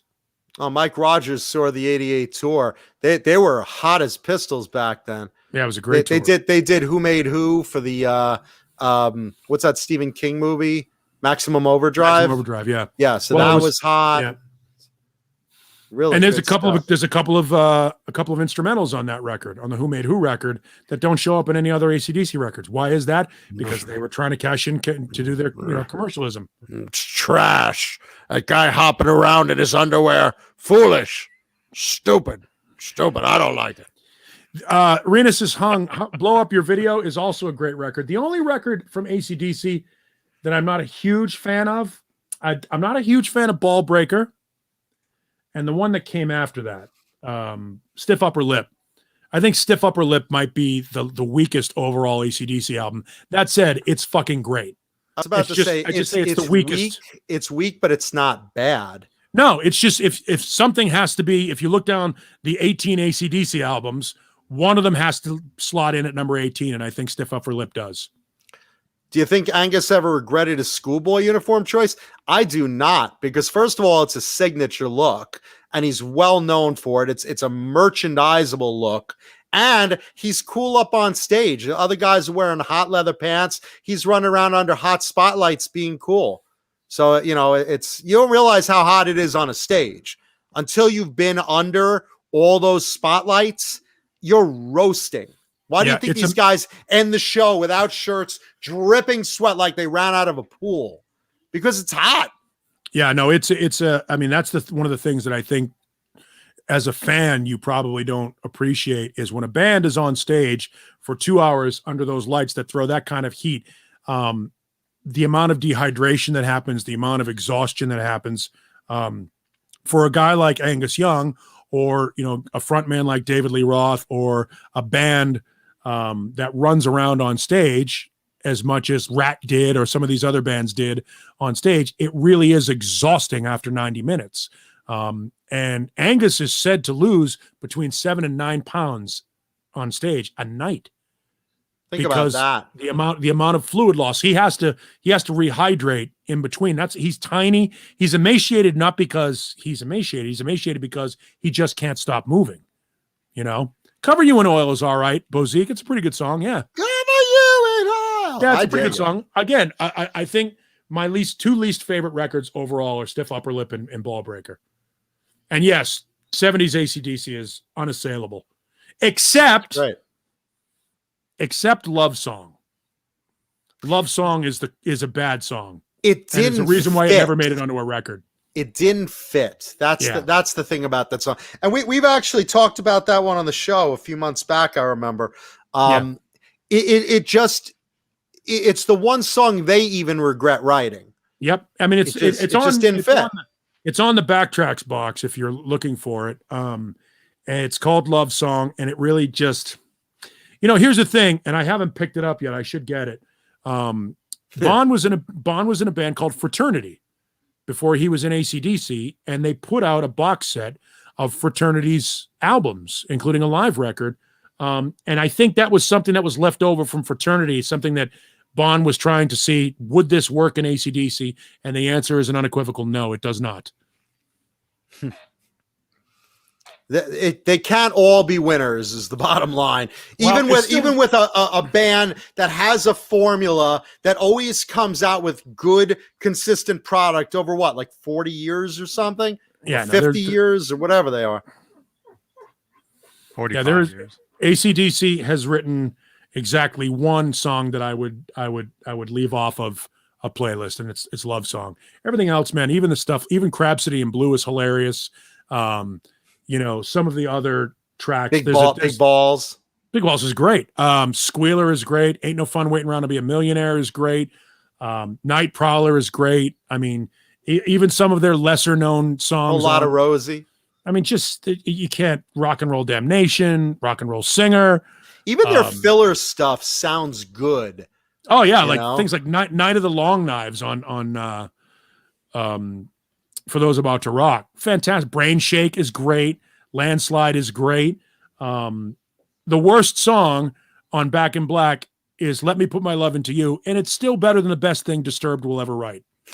It's just, you know, they're almost perfect. AC/DC's almost perfect. They're this close to being perfect. They're as perfect a band as there ever has been. Almost. Mr. Hellstorm 74 brings up Def Leppard's Slang is one of those albums for me. Not a fan of it. Yeah, you know, it's hard to be Def Leppard after you come out with a trio like Pyromania to Hysteria to Euphoria what's the next one? Euphoria is the next one. The one with the eye? That's Euphoria? No, the one with the eye. Well, you've got On Through the Night, High and Dry, Pyromania, Hysteria, Euphoria. Adrenalize? Adrenalize. Yeah. That's Adrenalize. Adrenalize. Then Euphoria, right? Let's Get Rocked. Adrenalized, then Euphoria, right? Yeah, Adrenalized, then Euphoria. That's it. That's what I'm thinking. Yeah. But those three right there, you come out with Pyromania, Hysteria, Adrenalize, then you're like, oh my gosh, where do I go from here? You know? And then okay, sure, Euphoria is different, but I got to admit, Slang wasn't a great album. I was very disappointed with that one. I got to admit. Well, I think after Hysteria, that was like their top. I liked Adrenalize a lot. Yeah, I thought Adrenalize and Euphoria. I think after Euphoria they started to lose. Euphoria was great. Euphoria was all right. They lost a lot. Now that said, not as good as Adrenalize. I'm looking at the entire. And then Slang. Slang was a weird record too. And that's the thing. It was weird. It was a departure from what you wanted in a Def Leppard. And Euphoria was a comeback record after Slang. Slang was a record that people panned, and then but Euphoria was good. Euphoria was a sort of a return to trying to sound like Hysteria again, thus the name. Yeah. Not as good as Hysteria, but it was a good album. Not as good as the other three, though, that I mentioned. After 1990, Def Leppard's stuff has been hit and miss. The good stuff has been really good. The misses have been real heavy really misses. Bad. Yeah, been really bad. But still amazing live. You talk about the first 5 albums in that catalog, and they are must owns. Mm-hmm. No, absolutely. I mean, Def Leppard is one of the biggest bands, period. Well, we talk about, the big 4 in metal and the big this and the big that, the big 4 in grunge. The big 3 in hair bands is Def Leppard, Bon Jovi, and Motley Crue. And then there's everyone else. But those 3 are the 3 that stand above the rest of the hair band era. I mean, you can make arguments for other bands at different times. Consistently though, you look at those first 5 Def Leppard records. Bon Jovi had a 5-record run there. I'm gonna go the first 6 Def Leppard records. And again, that just only reinforces the point. Def Leppard, Bon Jovi, and Motley Crue were one step above their peers. First 5 crews. Yeah, I mean they were just so good. 85 to 90 is the period. Yeah, and those are the 3 biggest bands in that. No, Van Halen isn't above those 3 as far as the hair bands, because Van Halen's not a hair band. Van Halen's more of a straight out rock band. Great hard rock band. I mean, you put them with like Aerosmith, maybe. Yeah, they're in a different place. Van Halen is not a hair band. I'm talking about a specific genre of music, and in that genre. Van Halen is one of the greatest hard rock bands of all time, but they're not a hair band, even though they pretty much predate it and created the idea of happy metal. They're not even hard rock, really. Well, they're just rock. I mean, and it's like, where do you put Guns N' Roses? It's kind of, not a hair band, hard rock band. Guns N' Roses started hair band though. Guns N' Roses sits next to Aerosmith, AC/DC, and Van Halen. But started kind of doing the hair thing. If you look at Axl in that first, Welcome to the Jungle video. Yeah, that didn't last. So did Alice in Chains, but that was the end of that quick. Yeah, no, they learned. They learned. And Rico B brings up a good point. I always put Rat just below that level because you go back and you listen to Rat and LA Guns and Winger and that second tier of those bands, Cinderella. And you I put Poison at the top of that. Poison, absolutely, tier. Sure, yeah. Poison, Warrant, Rat, Poison, Warrant is the next 3. That level down. Poison, Warrant, Rat, Poison, Warrant, Skid Row are the next level underneath Bon Jovi, Def Leppard, Motley Crue. Skid Row is hard because it's like they had such a fast rise and fall, and they really just had like 2 big albums. That's a hard one. Yeah, I mean, you could say the same. Big albums were so massive. Well, you could call Whitesnake in that category. Just Well, Whitesnake's was around for 25 years before they got famous. Sure. So I mean, there's the argument there that were it not for Motley Crue, Bon Jovi, and Def Leppard, Whitesnake doesn't have their moment in 1987. I agree with that. They wouldn't have come back. Nope. I agree with that. Wouldn't have been a thing. Wouldn't have re-recorded for that matter. No. I mean, Tanya Katane wouldn't be mad this week. Yeah. Did she post again on Instagram? Is she last week? Last week was great. She still hasn't gotten back to me, so I don't think she's going to reply. I think this is a real sore subject for her. I was hoping to get her in a moment of anger and have her come on the show. Yeah, man, I'll come on your show and talk about David. Let me tell you, you're going to hear an earful on your show. David is the only musician in recent history I can tell you that we bumped off the show twice because he just he was rude. Oh, that's too bad. We were supposed to interview him for not the last Whitesnake re-release, but the 2 before it. And he was supposed to join us at a certain time on a Friday, and we set the show up and we blocked it off. And, they gave us this whole list of, you'll have 8 minutes to talk to him. It's rigidly timed. If you're late, he'll bail early. If you ask the wrong questions, he'll bail early. They gave us all of these fucking bullshit parameters. It's like a rider this big, and it's like, fuck that. And we agreed to it just because we wanted to try and get him on, because he's David Coverdale. We showed some deference to him. Whitesnake, all the shit that kind of comes with it. He's in the Rock and Roll Hall of Fame as a member of Deep Purple. We tried to make it as accommodating as possible. And the window that he was supposed to call was like at 8:00.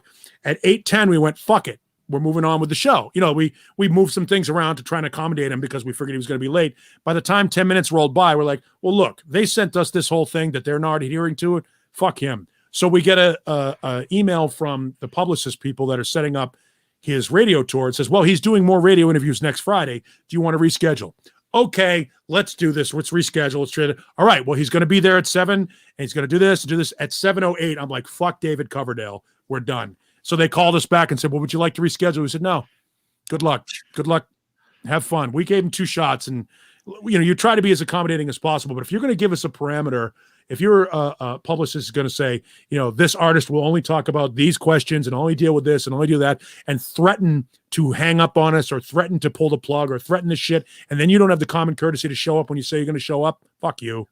Well, make no mistake, I'll bend over backwards to have Tawny on the show just to see the fireworks start. If she says, "Okay, man, Kuda, but you have to pick me up at my house in a white Jaguar. I get to ride on the hood all the way back to your house, and then you got to feed me Colonel's popcorn like through the whole show. I get all the Bang Energy drink I could eat. You get to diddle my clit under the counter, but don't tell anybody. And whatever I gotta do to get Tawny to come on and breathe fire about Coverdale, I'll do it. I'll do it, man. I'll bend over backwards. Just don't pick her up and what's the guy from Wasp? Chris Holmes. Don't pick her up. Chris Holmes Firebird should be like, I know this car. This is the one he had when he was dating me. And it was a piece of shit then, and it's a piece of shit now. Rico, here's the deal. Rico B says when Coverdale's on Eddie Trunk show, he's a gentleman. Anytime I've spoken to Coverdale, he's a gentleman. It's not him. It's the people around him. And that's all edited. It's all edits. Yeah. All the times he frowned, they cut that out. I've never met David. I've never met him, so I can't. He's. I mean, he's all right. It's not about. A lot of times, it's not the artist, and that's the thing: is the artist takes the shit for the handlers around them, and that's their job. The handlers around them have to be the bad guy. Like I people know here in town that Alice Cooper works on our radio station. And they come to me and they say, hey, can we get Alice to this charity thing? I go, no, you got to go through Alice's guy. His name is Randy. You got to go through Randy. And they're like, well, why not? I said, because Alice won't say no. And they said, what do you mean? I go, it's Randy's job to say no. These guys have people around them to play the bad guys so that they don't look like assholes. Because the last thing a guy in a band, some of these guys wants to do is to have the reputation of being an asshole, because that's not good for business. So they make somebody else the asshole in that situation. And the Coverdale thing was, it's simply what happened was they said, he's going to be on for 8 minutes. He's going to be there at, let's just say 8:00 in the morning. You have 8 minutes. And if you go over time or if you do this and stuff, we will cut you off. Well, that's great. Whomever the 5 radio stations were in front of us that went over their 8 minutes, and then the other one went over 8 minutes, went over and didn't get cut off, I'm not going to be the guy that's going to have to fucking deal with the fact that 6 other radio stations in front of me didn't adhere to the rules that you set down. And now because you get to us at 8:00, you're going to call us and say, I'm sorry, the other radio stations ran late. You now only have 5 minutes. Fuck you. We did our part. You do your part. Be the bad guy for the other guys. Don't make us have to suffer for the indiscretions of someone else. And that's what these guys around other artists have to do. That's what they're hired to do. Yeah, I mean, they definitely don't have, they have a level of lack of professionalism just on the idea of being that blockade between you and the artist, you know? And that's sad because it's like, you know, the artists are a lot of times nice. The handler's a jerk off, and what do you do? Mm-hmm. Yeah, no, and a lot of times the artist doesn't even know about a lot of stuff. Nope. That happens. Oh, I've heard that. Yep. Yeah, we've had some people that we've talked to that, like, for example, our friend Brian that we called that night, we had a hard time getting him scheduled to do the interview, not because of Brian. I went through, Brian said, hey, go through my person, whose name was Jody. So I went through Jody, and Jody and I shot some emails back and forth. Brian had no idea what we were talking about. Brian, he's like, hey, man, what happened to that interview? I said, I'm scheduling it with Jody. He's like, oh, okay. He had no idea because they hire people to do all that organizational stuff. And then they get a list put in front of them at 9 o'clock in the morning and says, here's your itinerary for the day. This is what you're doing. They don't know half the time. And if something that they set up individually, that they try to set up, doesn't come to fruition, they get left in the dark. Yeah. And you know, when you go to NAMM and like someone's got like a meet and greet line or something, and you know, the artist is just sitting there like ready to hang out and talk to people. And this happened with Michael Anthony. You remember, Johnny? We were online to talk to Michael Anthony. I didn't care about an autograph or whatever. I just needed to ask him a question about a guitar I own that he would know about. And the person, the handler, sees me, you know, talking to him for like half a minute. And he's like, okay, 30 seconds only per person. You know, take your photo or get your autograph. Then you got to go. And Michael's like, you know, it's like. And that was Doogie. That was the guy that called us up that one night. Yeah. Is that guy? That was him. Yeah. He was great. Yeah. He's a great dude. And yes, he will be on here eventually. We have to go through his person. Now Doogie's got a person to. I want to get a person. I need a person. I will tell you, I know people who do what I do for a living, who have agents. And I'm like, why are you giving 10% or 15% of your yearly salary to an agent? And they're like, well, because I don't want to have to deal with negotiation. I'm like, okay. Like I like well, you have just a person. Negotiated yourself out of 15%. Yeah, that's the thing. I always sit back and go, all right, well, if you want to deal with that, I sit across from our general manager or the vice president and say, here's what I would like. And they go, here's what we're offering. And we kind of come to a compromise, and that's great. But can you imagine? I would love to have people. I have dogs. Yeah, you know what I don't have? By the way, I work for them. You know what I don't have? Aside from talent, I don't have an agent. You know what else I don't have? A gig. Work. Yeah. You don't have any work. Yeah, I don't. But you know what I do have? A gig. Colonel's Gourmet Popcorn. We were talking about that, man. My mother's loving Colonel's as much as I am. And look, now as much as you are. You're one of the cool kids now. Now everyone wants to sit at the lunch table with Paulie. Hey, Paulie, I'll trade you my sandwich and a Twinkie for some of that Colonel's popcorn. No. I'll trade you my Yoo-Hoo and my Twizzlers for some of that Colonel's. No. Now everyone wants to be friends with Paulie. But Paulie's true friends are right there on all four legs. Lemmy left. Well, something about the rattling of the bag or something scared her out of the room. Aw. She's temperamental. That usually attracts women. You'll have women knocking at your door right now, and they'll be like, "Is that Colonel's?" This is so good. I need to listen. Keep this as a dating tip, everyone. Listen to me. If you're out on a date, you know, and you're in the car and you're making out, and the girl says, "That's enough for right now. You know, I think it's time to take me home." Just go with that. Honor her consent and say, not a problem, but before we leave, I'm going to have a quick snack before I do the drive to your house. Wait a minute. Is that Colonel's popcorn? Why, yes, it is. Oh, can I have some? Well, only when I'm in a serious relationship with someone or a girl that I see it going somewhere with do I share my Colonel's popcorn. Well, hell, I'll suck your dick if you let me have some. Well, I guess I could give you some. And that's the ticket, kids. Always have some Colonels at the ready. Because girls are very attracted to that crunching sound. Look at that. That's delicious. Right now, my mother's masturbating listening to that. Oh, God. Oh, Colonels. I love that sound. It's interesting because I'm eating the caramel stuff, stuff that tastes like Cracker Jack, but better. It's much better because they butter it before they put the caramel shit on it. Oh, they know how to do it, man. So you get both the caramel flavor and the butter. Look at Ace. He's never been so well behaved. Oh, hello, Lemmy. Lemmy, you want some popcorn? Come here. Want some popcorn? Hell yeah. Hell yeah. She's like, She wants the cheese flavor. I'm diabetic.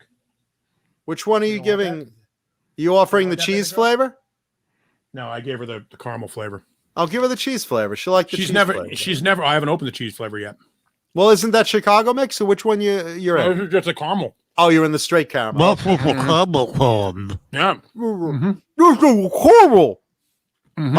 Caramel. This is the shit right here. You'll be talking like this allegedly. Nice. And thank you, Bozique. Your mouth to God's ears.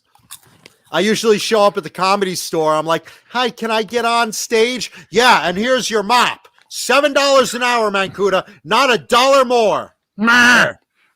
You can mop up after the Cosby, Stills, and Nash set.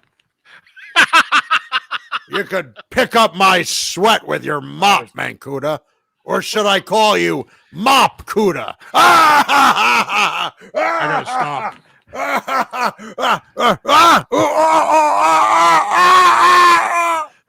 I gotta stop. I'm gonna hurt myself. Well, don't hurt yourself on it. Yeah, I'm definitely stopping. Colonel's Gourmet Delicious Popping Corn. Very, very nice. What's in the box? What's in the box? Did you open that candy yet? Nope. I told you I'm not a huge sweet eater, so I'm gonna do this stuff is gonna last me forever. A lot of good stuff. Let's see. Paul, which story would you like to talk about next? Do you want to talk about the one about me going to bed? Do you want to talk about Lola Bunny not being sexual anymore? No, because I don't know anything about it. I didn't see it. I didn't see Space Jam. I'm like Johnny on this one. Okay. How about Pepe Le Pew? Do you want to touch on that one? Yeah, we can do it real quick if you want. I mean, okay. It's all the same shit. We actually discussed this on the show months ago. If you guys in the audience go into the Johnny Beane archives and go back a couple of months, we talked about Looney Tunes and its various degrees of problems over the years. And look, we saw this coming. Yeah, we grew up with it, but we even said then, we went down the line, Pepe Le Pew, illegal immigrant. We didn't have a problem with it, but now they're saying, oh, him speeding over the border, that's an illegal alien crossing. And Pepe Le Pew, he doesn't ask for consent. He's a rapist. Well, it's come to fruition, kids. Now in the news, they're cutting Pepe Le Pew out of the new Space Jam because I never thought about that. He doesn't. Right. Well, we talked about this months ago on the show because he doesn't get consent. The cat gets paint on her back. She walks away looking like a skunk. He runs up on her. Hey, hello. She's like, what the fuck? Help! What the fuck? Who is this man? That's what's going on right now. So they're looking that he's supporting rape culture. And it's not that they're not wrong. It's just that we knew this all along. You know that if Bugs Bunny sticks a stick of dynamite up Elmer Fudd's ass, it's not a good thing. Okay, we just kind of grew up with it and we ignored it. We didn't look at it as like real life. It's a cartoon. But now they're saying that all these cartoons promote what their, exaggerated personalities are. So I'm expecting next, hey, Bugs Bunny dropping anvils on his head, and, whatever. Well, we shouldn't show that to kids because they'll drop anvils on the brother's head. But Pepe Le Pew, man, we said it a while ago. The dude's a rapist. I mean, we never denied that. We knew that. We called it. And now they've cut him out of Space Jam for it. Yeah, there's and that's the thing is I don't have a problem with them cutting him out of Space Jam. I don't have a problem with them no longer making Pepe Le Pew cartoons and stuff like that because he represents a behavior that is no longer considered acceptable. It was loudish and brutish back then, and it's still here's the thing though. Pepe never got the girl.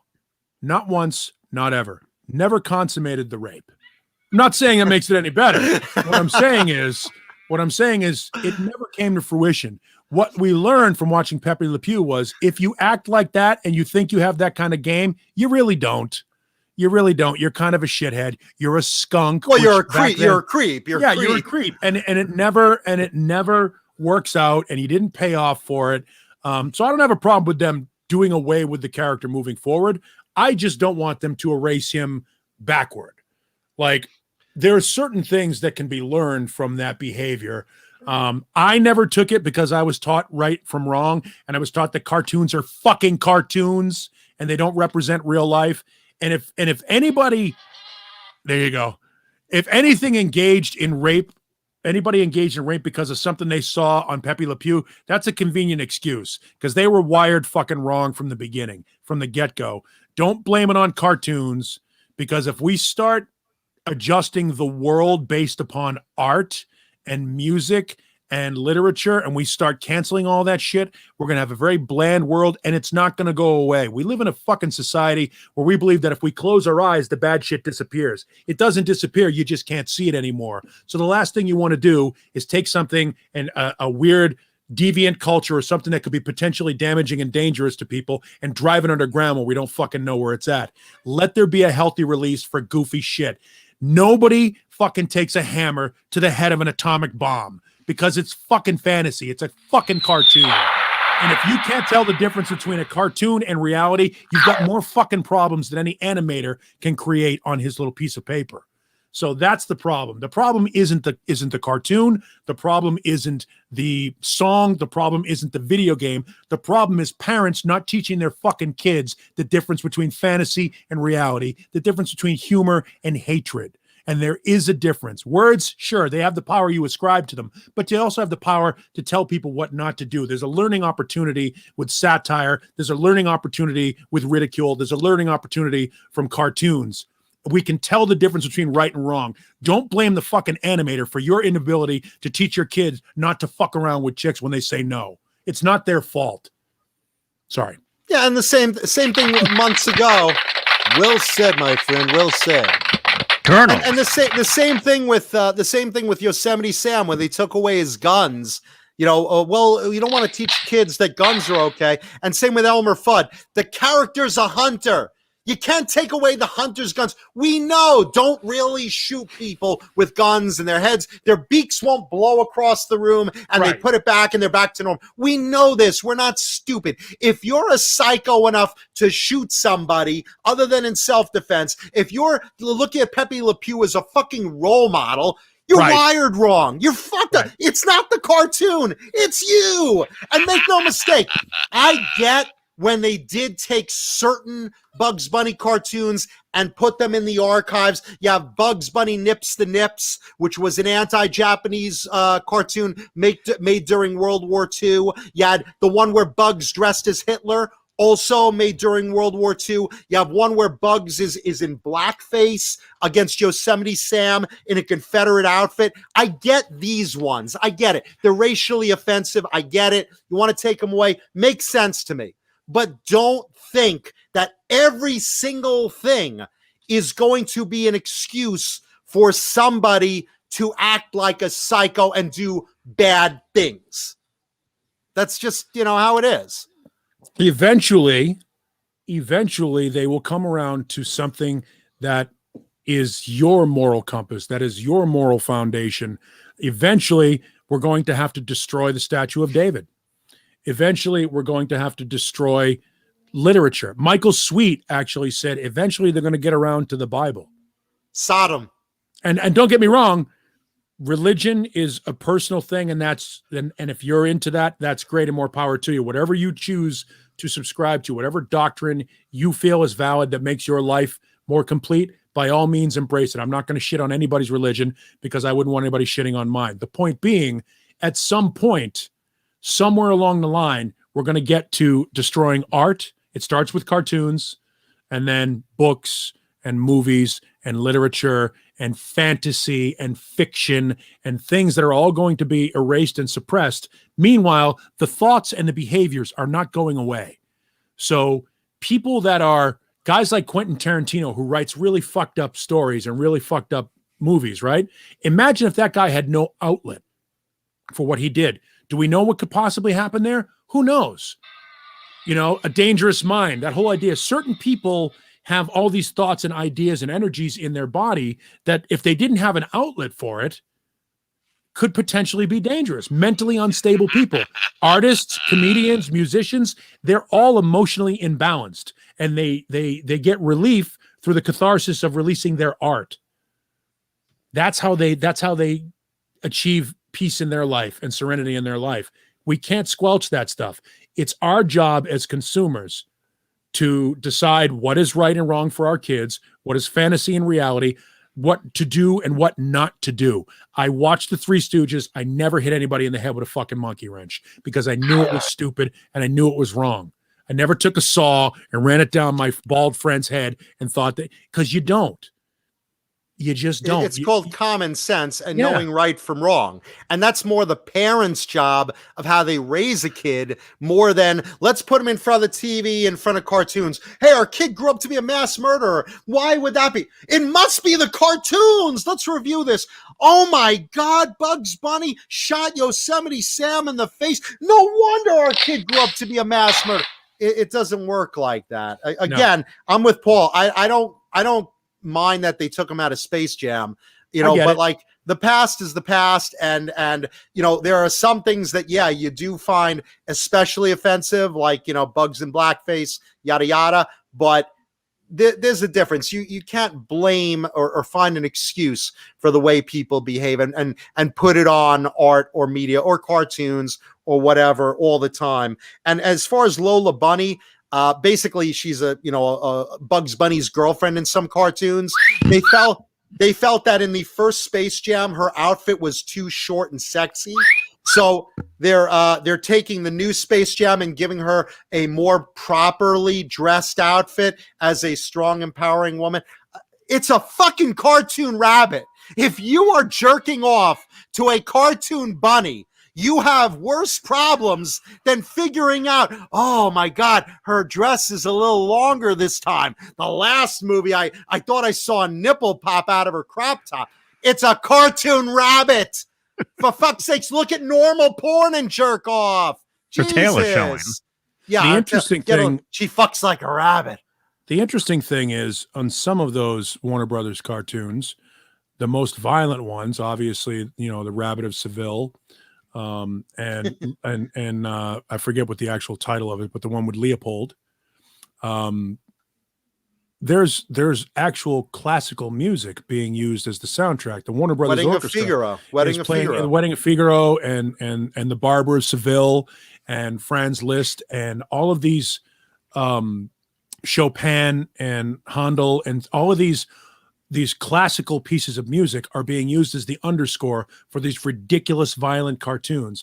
Meanwhile, slowly but surely, you're being cultured. I wouldn't know what the Ride of the Valkyries sounded like had I not watched cartoons. And then when I heard Also Sprach Zarathustra, when Steve Vai did it on stage, I was like, holy shit, I've heard that. When I heard, what's the Alan Parsons Sirius, they go, oh my God, that's the thing that's the Chicago Bulls, theme song when they go out onto the court. There's a little bit of education that can subliminally make its way into your world while these ridiculous cartoons are going on. The idea that you don't mix alcohol or you'll end up with a hangover, which is something that Bugs Bunny would do all the time. Don't drink gasoline and nitroglycerin. The idea that the feudal attempt to chase that which you can never catch never works out for you. I mean, there were these moral things, undertones that you saw that anybody with reasonable cognitive thinking or deductive reasoning or the ability to think critically would have discerned right, wrong, silly, ridiculous, don't do it. For whatever reason, we've lost the ability to do those things because now we've decided, instead of putting the stimulus in front of people to go right, wrong, good, bad, yes, no, we're saying, fuck it. Don't expose them to anything. Keep them stupid, uneducated, and ignorant, and that will help. And it never does. It never does. Name me one time in the history of mankind where prohibition has worked. You can have everything in this paradise except this apple. It makes you want apples more. Prohibition doesn't work. It never has. It never will. And erasing the history of Warner Brothers cartoons or racism or with a slavery, few exceptions. No. You don't erase that history. You just don't present it anymore. Right. It. It's there, and if you want to find it, go research it, go in the archives, but don't restrict it. Don't destroy it, because if you destroy it, then you have this tendency. What have we said before, John? You won't learn from history. Never again. Never forget. Never again. Right? Yeah. Oh, yeah. Right. And here we are. And here we are, because we're erasing and we're forgetting, and and people are denying. And people are denying that shit. Oh, it never happened. Why didn't it happen? Because nobody is being exposed to it anymore. We're not teaching it. We're not allowing it to be taught. And that's way deeper than a fucking cartoon. All I'm saying is leave Pepe Le Pew alone. He's creepy. He's rapey. We know it. Don't fucking touch girls if they say no. It never worked for him. They said no. He never got the girl in the end. You know why? Because if you act like an asshole, you go home alone. And you know what's funny? He's actually married. There's one cartoon, you can look it up on YouTube. There's one episode where his wife catches him. The cat is knocked out and he's got her in his arms. And the wife taps him on the shoulder and says, hey. And he's got a wife and 2 kids. And he's like, I was just taking a sleeper from her eye, helping the woman. Wake up, wake up, wake up. And the wife literally catches him with this unconscious cat. So he's actually a family man. But he's a cheater, which is never right. So I'm just saying. Anyway, so there we go. There's our 12-minute dissertation on. There you go. And Jessica Rabbit is a human. I have every right to masturbate about her. Just because she married a rabbit doesn't mean she's not smoking hot. Thank you, Cobra Kai. Christina Hendricks is the living embodiment of Jessica Rabbit. Yes, she is. God bless her. And God and bless boy, her. he did. He really did. He really did. Yeah. Really did. Anyway, on that note, I think it is time for tonight's show and tell guitar. Great. Good So night, I guess Paul. it's time for me to go to sleep. I want to see the guitar, and then I'm going to tap out. It's 9:30. I got to go. Yeah. All righty. Well, but the good news is next week you guys have a time change. I don't, but you guys have a time change, so I'll actually be earlier. Rock on. Rock on. Show the guitar anyway, so I can tap out. All right, today's show and tell guitar, the clue I gave was Eddie Van Halen would play it if he wanted to play the blues. And tonight's show and tell guitar, just got to give a quick plug, brought to you by Vinum Custom Pickups. Vinum Custom Pickups. Check out Vinum's website. Vinum made the Mancuda Custom, as well as many, many others. You can go to Vinum Pickups, get something ready for ready-made already, or they will custom make you stuff, all colors, all sounds. They'll custom wine stuff. There's amazing stuff there at Vinum Custom Pickups. Mm-hmm. And he was in the chat on a Saturday. I know, I saw Craig Vinum, and he's the nicest guy in the world to deal with. If you want a certain tone for your guitar, just tell him what you want. He will point you in the right direction. You want a brown sound, he's got it. You want something, a P90, he's got it. He's got it all, or he'll make it for you. And he does top-notch, highly rated work, any color, whatever you want. Craig Vinum, Vinum Custom Pickups. Check him out, as well as Tessie Switch, which Johnny has the box for. Tessie Switch, the greatest kill switches on the market right now. Go to Tessie Switch's website and check those kill switches out. Have a lot of fun with one of those.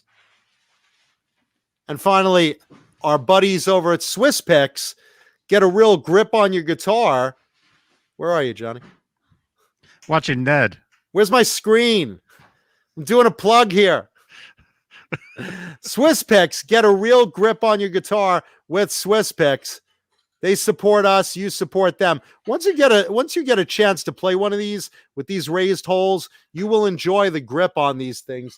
They come in all colors, shapes, thicknesses, glow in the dark ones. Swiss Picks, get a real grip on your guitar playing. So, I told you today's guitar, if Eddie Van Halen would play the blues, he would use this. Ladies and gentlemen, check this thing out. Look at that thing. Wow. It is a blue, it's a blue and silver custom shark. Can we lose that subscribe button over here by the headstock? We don't want to lose subscribers. Well, just for a minute. There. Oh, come on, man. Will you pull that down for a minute? You're such a jerk off. Let's get a good screen grab of this one. Let's see. How's that? Man, shitbox. I don't like that thing. Who the fuck made that? Man. There. Got it. There you go. Is that good, Johnny? Mm-hmm. Okay. This is a blue and silver version of a Eddie Van Halen shark guitar. This is not made. This was a custom job. And the story behind this thing, which I was never that big into the shark guitar, but a while back, I think I mentioned that I came across this one. Wait, that's actually a better thumbnail, Johnny, I think. Right there. That's actually a better thumbnail, Johnny, I think. There you go. Very nice. That's actually a delay that everybody's hearing. There you go. Anyway, somewhere around here, whatever you want. I just want to show that's blue and silver.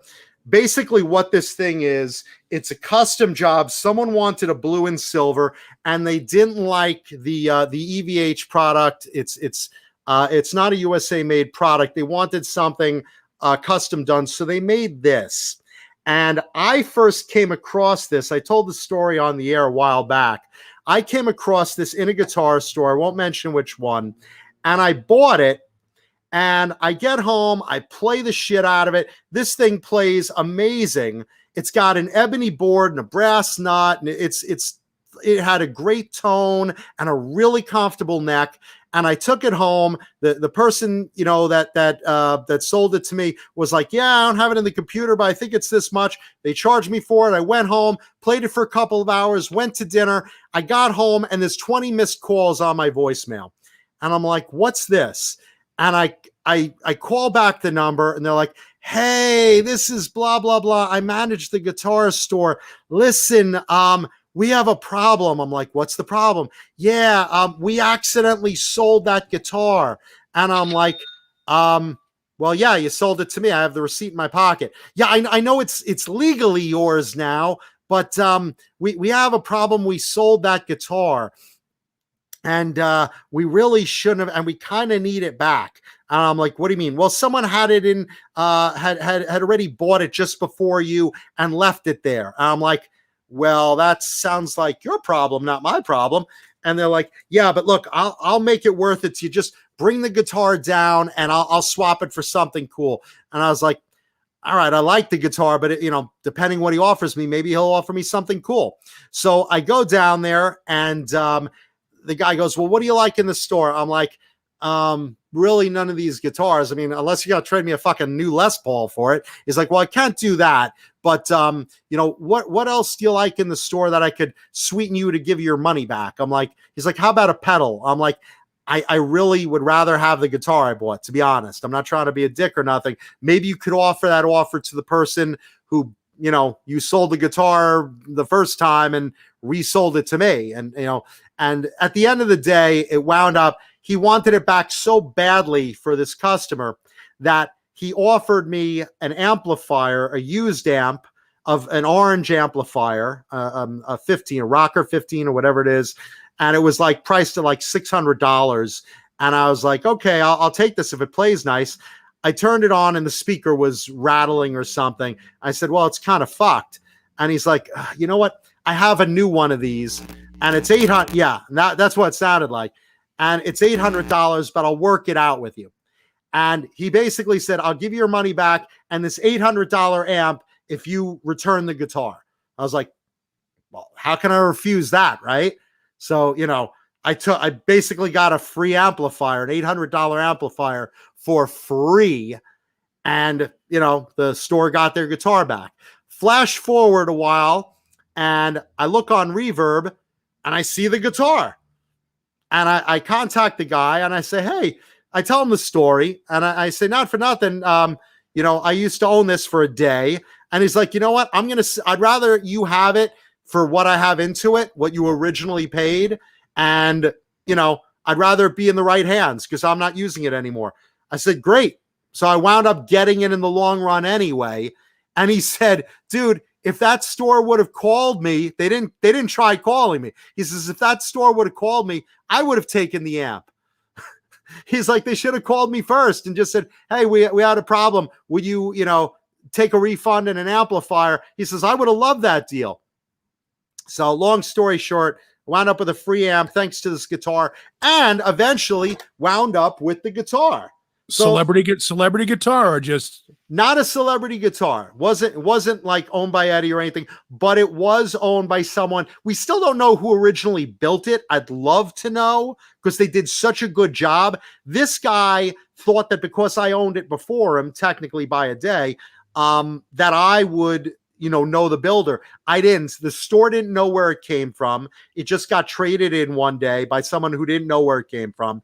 And this was basically it, but it was made really well. The neck feels incredible. It's ebony, which, check that out. It's ebony. It's got a brass nut on it.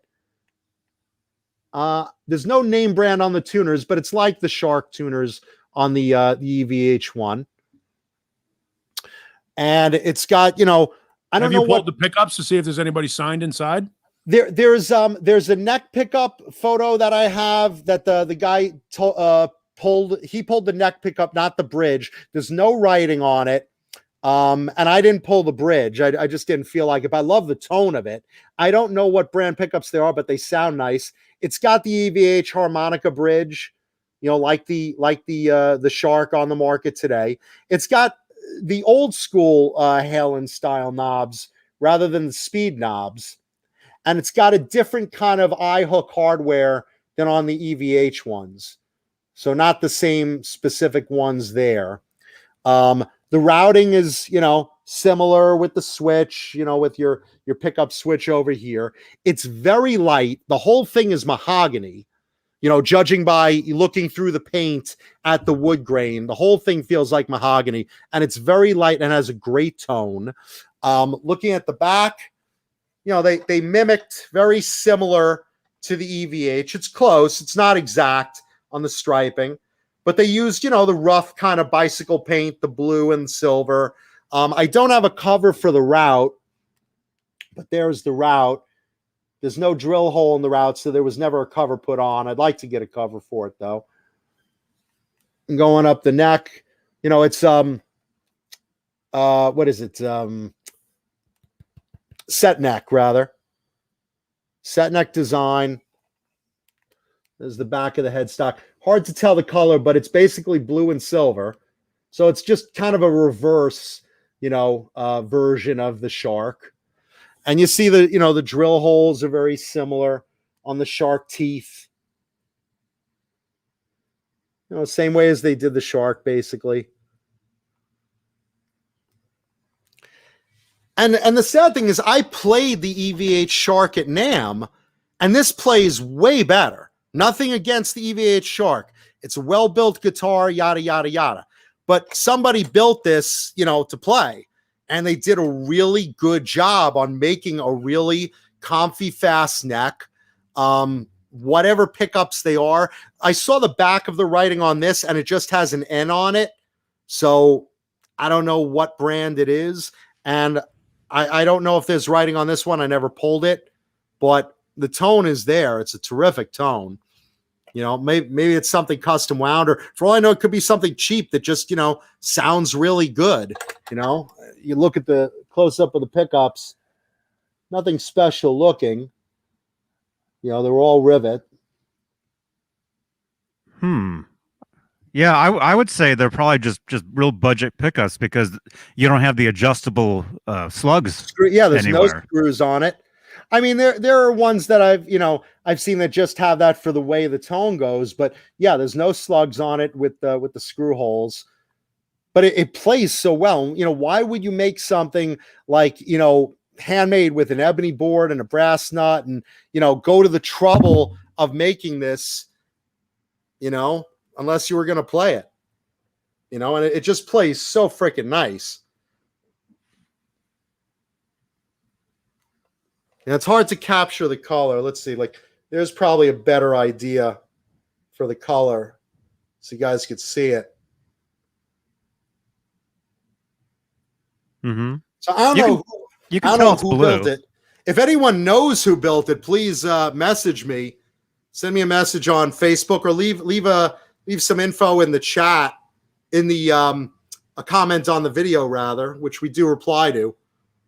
There you go. It's basically a blue and silver version of the red and white, you know. And it's, you know, again, it feels like something, you know, that would be made for Eddie because it's like, you know, it's rough paint, it's good wood, but it's, you know, if you felt one of Eddie's actual guitars, they're not, you know, prim and proper, polished, clear coated. That's not, you know, how his guitars are. But whoever did it did one hell of a great job on building a very light but very playable and tone worthy replica. You know, and I always like the blue and silver combo better, or blue and white, you know, better than the typical red and white. I just like to be different, you know. But I've seen Strats like, you know, 5150s or you know, Frankenstein's made of blue and silver or blue and white. I've never seen a blue and white or blue and silver shark before. This is the first one I've come across. I think that's what, you know, caught my eye to get me to try to play it in the store. And I, you know, when I plugged it in the store, I was just like, wow, this is really neat. I'm guessing it was an Epi Explorer at one point and they just adjusted at that point. Maybe it plays nice and it's mahogany. Although it doesn't have, well, that's not true. It could be an Explorer. It could be. I mean, look, it's a homemade build. Whoever All did. right, yeah. I'm just trying to think of where the original template, you know, started Sure. with, you know. Sure. And again, you have, you know, the headstock. I mean, it's like the headstock's angled, right? Can you pull up the neck for me? Turn it to the side. No, like a profile pic. So turn so I can see the flat radius. Oh, I see. I got you. Let me turn that headstock. How's that? Yeah, that's going to be an Epiphone angle. That's like that's like the 12 degree as opposed to the 17 degree that you would see on a Gibson. So it's definitely an Asian. The neck itself, and it's got an ebony board. So, you know, mahogany with an ebony board. I mean, yeah. I mean, it very well could be an Epiphone. Maybe I don't want to say one of the Hammers, the Asian Hammers, but it's more likely an Epiphone. I know I don't like it. I mean, that could make sense. I mean, you know, let's see. Here's some of the wiring. I mean, it's clean. Very basic. And make no mistake, it's only the volume knob that's hooked up. The tone knob is not hooked up. I don't know if that's, you know, after Eddie or whatever. You know, the switch itself, the top switch. Yep, is, could be a Cort. Mike top Neesprings, it could be a Cort. The top switch is a Korean part. I know that. Yeah. Because that was pulled that says made in Korea, but that's an aftermarket part anyway. You know, I mean, this came from Home Depot. So, you know, I would say that's all aftermarket. Oh yeah, absolutely. Yeah, I mean, I'm just trying to think of where that slab. The bridge is the same type of harmonica bridge they have on the Shark now. What year did you get that? This year. Oh, today, huh? No, not today. Not today. This, and shout out to Ben, who was nice enough to sell it to me at what he paid for it, which was originally what I paid for it, which I'm not disclosing, but just shout out because I know you're probably watching tonight. Yeah, Cecil Awesome. Music brings up shallower headstock angle is better. It's better for stability. Sure.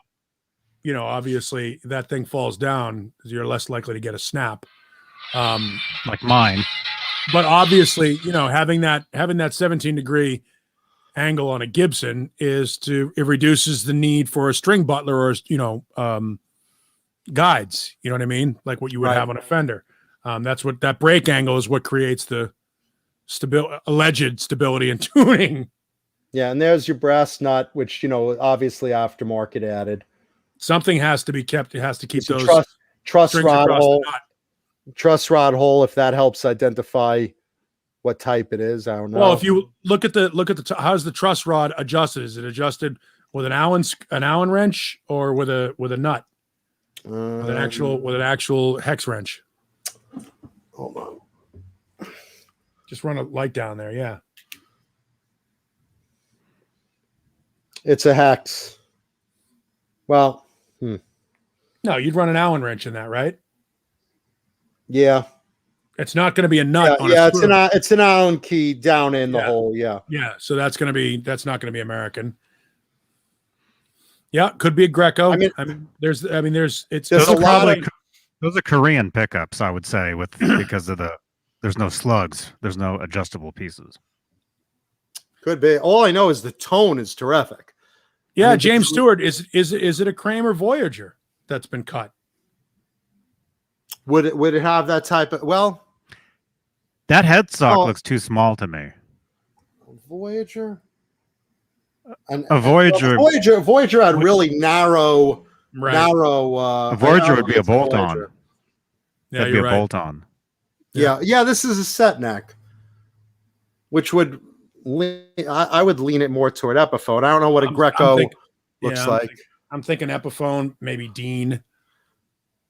And who would use that type of wood? Full mahogany and Well, I mean, they're all ebony, with ebony. I mean, South Korea would do it. The ebony it would be the part of it that's an upgrade. There's not a lot of ebony necks on Epiphones unless it's quote unquote a signature model or their quote unquote custom shop. They don't really use ebony on the Korean Epiphones. So that could have been done aftermarket. You know, they could have slabbed that fingerboard on there after the fact. I don't know though. Mm-hmm. Or it could be a Chibson. Good night, Posey. Yeah, but the Chibsons tend to be built in one of the Epiphone factories. Yeah. Not the ones that they keep catching. No, not necessarily. Those things get built after the factory shuts down for the day. And some of those pirators are actually people that work in those factories with those templates and those CNC machines. And yeah, I mean, you pay a plant manager X amount of dollars for the amount of product that goes out there. Look, shit, stuff falls off the truck all the time, Johnny. Yeah. No shit. Yeah, I'm not sure what it is, but I know one thing it is it is a great playing guitar, and I've had it out all week. I've been playing the shit out of it, and it's just I'm so glad it came home after the near miss of owning it the first time, or actually owning it the first time, and then returning it to a frantic store manager. Can't go wrong. But it was just one of those things. I'm in a store and I'm just looking around. I didn't plan on buying something. I just thought it was unique and interesting, in their used department. I pulled it off the wall. I plugged it in, not expecting anything, and it sounded amazing and it played phenomenal. And I was like, wow, that's, a shock. I didn't expect to buy the thing, I mean, Blue Rhino loves it, the color and everything, Yeah, let's see. Ooh, it's my favorite color. There you go. It's a little darker than him, but, nice color combination.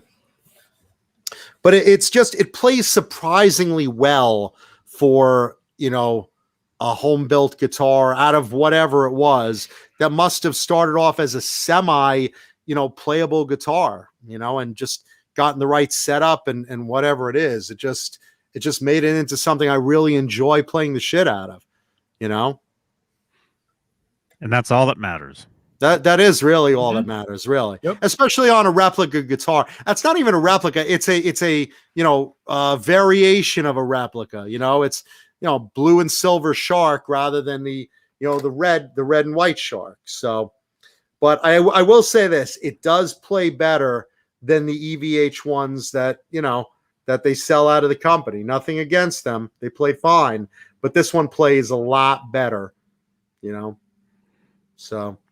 There you go. This I don't know what year it is, but this week's show it's 2021. Thank you.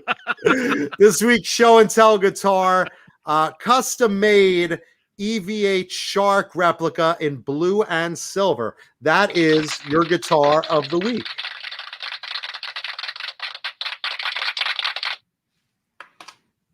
Awesome. Actually, Johnny, that's right there, a better thumbnail. Oh, well, here, let me grab it. Real quick. You're smiling right now, right? Okay, there it is. You bet. I got it. I was. And right now, you know what my mother thinks of this guitar? Oh, John, you don't need another guitar. You really don't need another guitar. I'm sorry, Tube Supio is right on something. I said red and white. Ed Shark was red and silver, correct. So this is blue and silver. So you're right. Actually, Ed's guitar was burgundy and silver. If you want to be technical. And Renus, do not ever say any comments about Blue Rhino. There you go. That nasty comment gets deleted. As much as I love Renus, that goes bye-bye. Blue Rhino's my buddy. Cecil Music wants to know, is the harmonica bridge a Shaler-made one? I think so, right, Johnny? The harmonica bridge? On your guitar? Nobody knows. But I mean, an actual one? Yeah, Shaler makes them. Yeah, I think that would a lot of people. I mean, someone obviously put that on for the style that the other Shark uses, because that does match what the other Shark looks like. And even notice the knobs. The knobs themselves are like the other style of Halen knob. Rather than the speed knob. Yeah, those are the MXR knobs. Right, and then look at the tuners. Those are the same style as on the Shark, so they got the tuners right, but they're not EVH branded, of course. And if you would want to replicate the actual guitar, you would want 3 gold and 3 silver. And 3 silver, right. But because this is a variation, it just looks better with the silver. Mm-hmm. And you know what the actual guitar has on it that yours doesn't, that I think you'd be very disappointed to find out. Talented hands. Besides that, let me find it and I'll point it out to you. There's a certain something. Here we go. Wait, let me see your tone. Let me see where the tone knob is. Yeah. See where your tone knob is, what you're missing. Well, the stripe is a little off. The striping. The striping is different, but what you're missing. But it's similar. It's similar. Is at the tone knob. You know what that is? Where am I looking? Look at the tone. The second knob. Okay. Renus knows what I'm going to say. Oh, and the design you're talking? The design of what's there. Is that a boner or something? Yeah. Or? Yeah. Angled the other way. Yeah, that's what that is. I see. So I have no penis on my guitar. Damn, I really wanted a penis on my guitar. Because when they built the Stripe series, that's something that Eddie had pointed out. He's like, "Oh, you even got the blank on there. You even got the penis right. Oh, good." Dutchy knows it. Yeah. Yeah. No, I know the tuners is split on the real one, as far as color goes. But he got the type right. He did the type right. The type of tuners look correct, but just the colors look wrong. The shape looks right though, and they're not EVH branded, of course. Mhm. Yeah, I mean, Epiphone sounds possible because it really does have a good playability. So I would guess, I would probably be able to tell the difference of a Greco versus an Epi. Epis at least are more playable, I think. So that's my guess. And again, was Eddie's tone knob actually hooked up or no? Was it a dummy? I don't think so. Yeah, mine isn't. It has the tone pot there, but it's not wired. See? Yeah. But it plays really nice. So That's awesome. Yeah, that's all that matters, man. I mean, as long as it plays great and you enjoy it. Cobra Kai says the route on the Epi is slightly lower and a slightly different angle. Could be. I'm not sure. Cobra Kai also says would be amazing if it was an Ibanez Destroyer. I mean, I don't know if the headstock on a Destroyer. Well, I guess it could be. Because that's what the actual one was. It was a right. Destroyer. Right. I remember that. I remember that. Who did he borrow that from? Robin Crosby? David Crosby? Yeah. I wouldn't lend him anything. He was just a map player. Ah. You bastard. No, the original one, he I think he bought that, but the guy that drives that Trans Am that you're going to pick up Tanya Catane in, he had lent him one.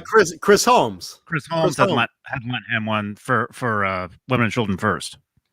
Oh, okay. That's what I'm thinking of. That's what I'm thinking. I knew he borrowed one from. I thought it was okay. It's Chris Holmes. Okay. But yeah, no. It's what would be the tell to let me know if it was a destroyer, if it was an actual destroyer? Is there a tell on it? I think the shape of the headstock.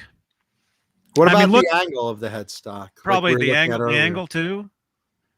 But the thing is that can throw you off is the Randy Watson. Hey man. Hey Randy. I still haven't watched your new movie yet, man. I got to watch that. And you still haven't cast me in any movies, Randy. So since the striping is off on that guitar, it can make the headstock look different. Well, again, I mean the angle is going to be the angle. I mean, you're going to see either way, what angle it hits. Yeah. Regardless of the stripe. But also the shape. The shape of the headstock too. Because it can vary.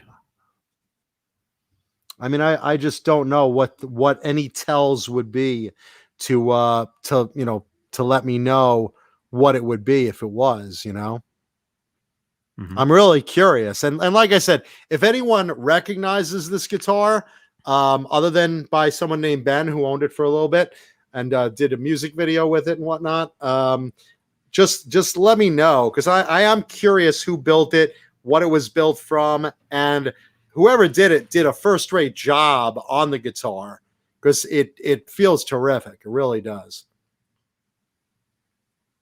So there you go. This week's show and tell guitar of the week. Right, Randy Watson? It's awesome. Sexual chocolate. Let's see what else. Let's hit the other stories to get to. We'll fill out. We got 18 minutes. Let's see. Going down the line, Nikki Sixx is working on 2 new books. And when asked about them, he's not putting them out until he's able to do actual book tours for them. And, with the virus the way it is right now, he's waiting till the pandemic is fully out of the way.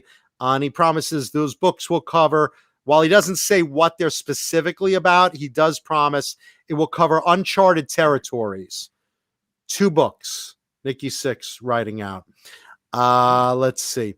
Black Sabbath recently released on YouTube. Check out the Black Sabbath video for the song Slapback, Slapback, Slapback, which was recorded in 1979, the Heaven and Hell era, with Ronnie James Dio, Geezer Butler on bass, Tommy Iommi on guitar, and it's a raw recording, basically during a practice session, that they didn't put on the album because they just felt it didn't fit the vibe. And if you listen to it, they're right. It didn't fit the vibe very well at all. But it is a very cool song. And any unreleased song you can get now, new music by Black Sabbath with Ronnie James Dio, check it out because, what the hell? It's a cool song. Sounds like a cross between Rainbow and Elf, but it's good. It's got a really good guitar solo by Tony Iommi. It was just a different vibe than the Black Sabbath record put out in 1979. So check it out. Black Sabbath Slapback video on YouTube. Let's see. Testament's Eric Peterson working on new music while we're here during the pandemic. Just letting everyone know he's not sitting at home idle, not doing anything. So he's just writing songs, recording songs. He says he wakes up, grabs his coffee, has breakfast, and then goes down and starts jamming and coming up with songs that will eventually be New Testament songs. So that's cool. That's awesome. Yeah, always nice to hear about that. Ted Nugent is having a big auction. Ted Nugent's guitars, let's see, it's called Guns, Guitars, and Hot Rod Cars. Ted Nugent's having an auction through the Burley Auction House. It's Saturday, March 27th, held at Waco, Texas. You could go to burleyauction.com. That's BURLEY, auction.com. And it says all the items are owned by Ted, and I quote, and covered with Nugent mojo. Uh-oh. I don't know, man. One tradition I do before I go bow hunting is I like to jerk off on the arrows. Kills them with mojo. Everything's covered with Ted's mojo. My mojo's everywhere. It's all covered in Ted's mojo. Even the cars right on the hood. Yeah, so Ted will be selling personally owned gun collection, guitars, including 59 Les Paul, among other early vintage Les Pauls, prototypes of PRS guitars, some really cool stuff. And then if you're a gun collector, handguns, rifles, bows, crossbows, and cars. He's got a couple of old hot rods, and he's got, I think, a Dodge Hellraiser or something. Whatever you feel about him, it doesn't matter if you like Ted or his music or his politics or whatever it is. I mean, the guy has a lot of cool stuff, so you might want to check it out. See if even if you don't buy anything, it's all covered with Ted's DNA. You heard him. You ever want to clone Ted? There it is, man.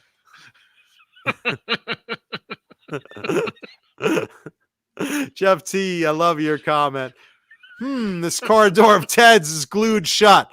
Not glued, jizzed. In fact, Johnny, you send me that Wolfgang. I'll be sure to put some Ted mojo on the headstock and get that baby glued back. Ha ha! Ted Nugent, yes, sir. He probably got the horse. Yeah, right. He went out and got the horse and then made the glue. Ted makes his own jerky and makes his own glue. Until you've had horse jerky, you've never enjoyed the Nugent's jerky. Gets them mixed up. I thought I was making jerky, not jerky. Jerky. Oh, I love it. Ted Nugent. So check out Ted's auction. Let's see. Also check out, there's some cool covers that are on the internet lately. During quarantine, a lot of bands got together with guys from other bands and just did covers of cool songs and in these little mini super groups on YouTube. And two of them that came out recently, you got a cover of Stevie Nicks' Stop Dragging My Heart Around, which she did with Tom Petty originally. That's a great song. It's a great song, and this version is really good. Alex Skolnick of Testament is playing guitar on it. Charlie Bontanti, I'm messing his name up. The drummer from Anthrax, playing drums on it. Jennifer Sella from Trans-Siberian Orchestra is singing it and doing a great job. And then playing Tom Petty's part, you have Randy McStein from McStein. What? Randy McStein. Sexual Chocolate on rhythm guitar. Stop dragging my heart around. Randy Mustaine of Mustaine on rhythm guitar and doing vocals that Tom Petty was doing. So that's Stevie Nicks' Stop Dragging My Heart Around. Check that cover out. Then someone did a cover of Dawkins' Tooth and Nail. And there's a couple other artists I'm skipping here. We have a producer calling in. Oh my gosh. One of the big bosses. Hold on. Johnny, hold on. Let me fix my tie. Go ahead. Take the call. I press 1. Who is it? Hey, how you doing? you're on the air. You're on the air, and we're behaving. Yeah, I know. And I just called in to complain. Who is this? To John. Who is this? Well, take a wild guess. Hello. It is Michael, the Captain Smith, one of the big Can I bosses. blow the speakers out? Yes. Killer. How can you mess up Charlie Benanti's name? Charlie Benanti. Come on, really? Benanti. Come on. Benanti. I know his work, but I always mess up. I suck with names. Charlie Benanti. But he's one hell of a drummer, and thank you for saying it so fluently. I don't hear anything. What happened? Did I drop? No, What do I do now? This is why. This is why he's one of the big bosses. This is why he's one of the big Turn your bosses. video on. You can't hear John unless you have your video on. Wait, can he hear me? No. Oh, I was so far behind. Hold on a second. Go ahead. Hold on. Let me put it back on again. I didn't want to have the delay. We have 8 minutes. Okay, we're back on. All right, we good? Can you hear me back now? on. I miss all the comments. Go ahead. Can you hear me live? Or is there a delay? There's a delay on it. Oh yeah. Can you hear me back on? I miss all the comments. Go ahead. Can you hear me live? Yep, I got you live, man. Okay, I'm saying this is why you're one of the big bosses. There's a delay. Sounds like the Three Stooges over there. What the hell is that fucking feedback? There's nothing I can do on this show that's just not fucked up. Captain, just come on the air. Yeah, how much will send you a link? Johnny, send him a link. Get him on the air.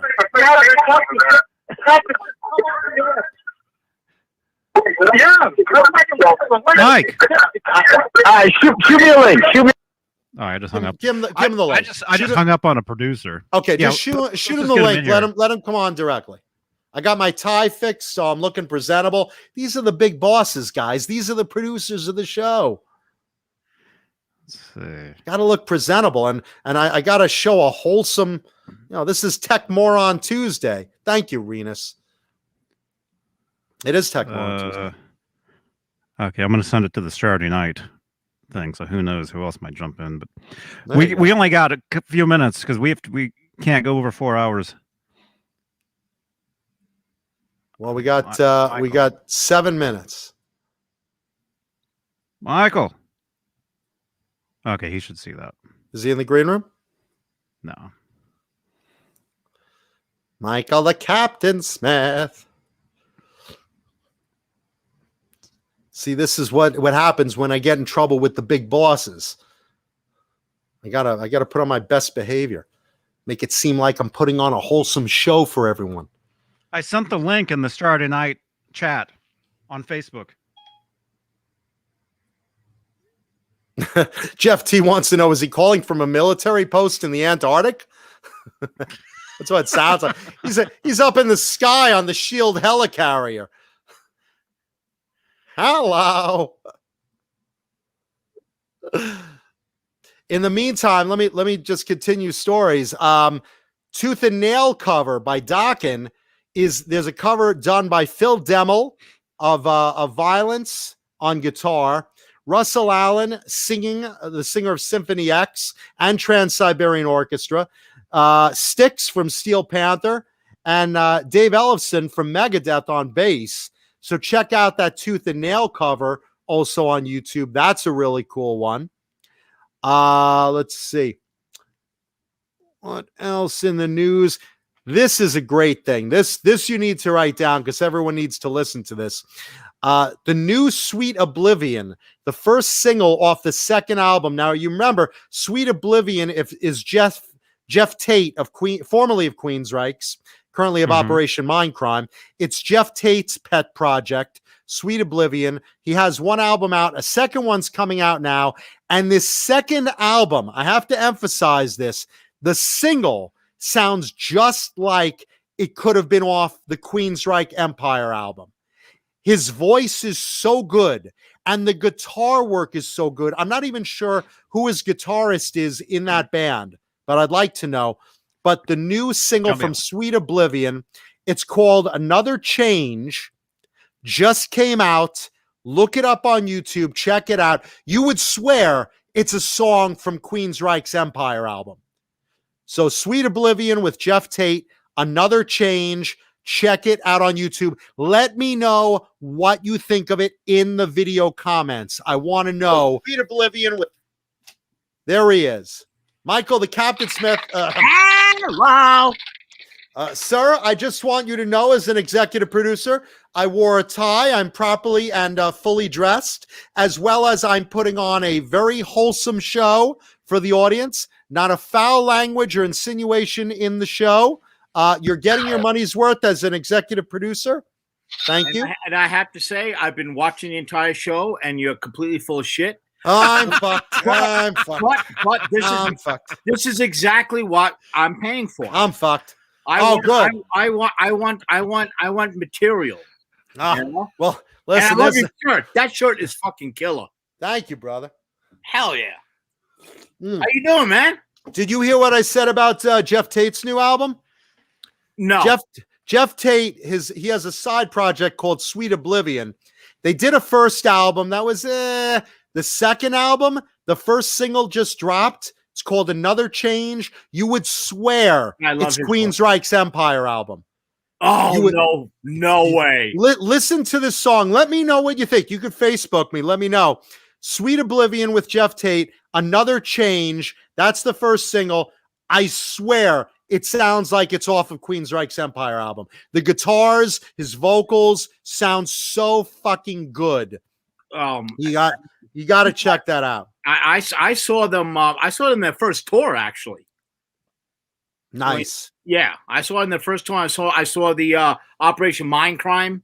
Oh, that was the best. They performed the whole album live. The whole album in order. I saw that in I want to say Madison Square Garden at the time. Yeah, we were or Nassau Coliseum. I forget which. Wherever it was, the Garden, whatever. We were at the same show. Cool, you know? Very cool. Oh yeah. Absolutely. No, that was one of the best shows of my life, especially at the end where Geoff disappears off the stage. You're looking around for him. Suddenly you look up and he's running at you on screen, and he dives. What looks like the effect of him diving through the screen at you.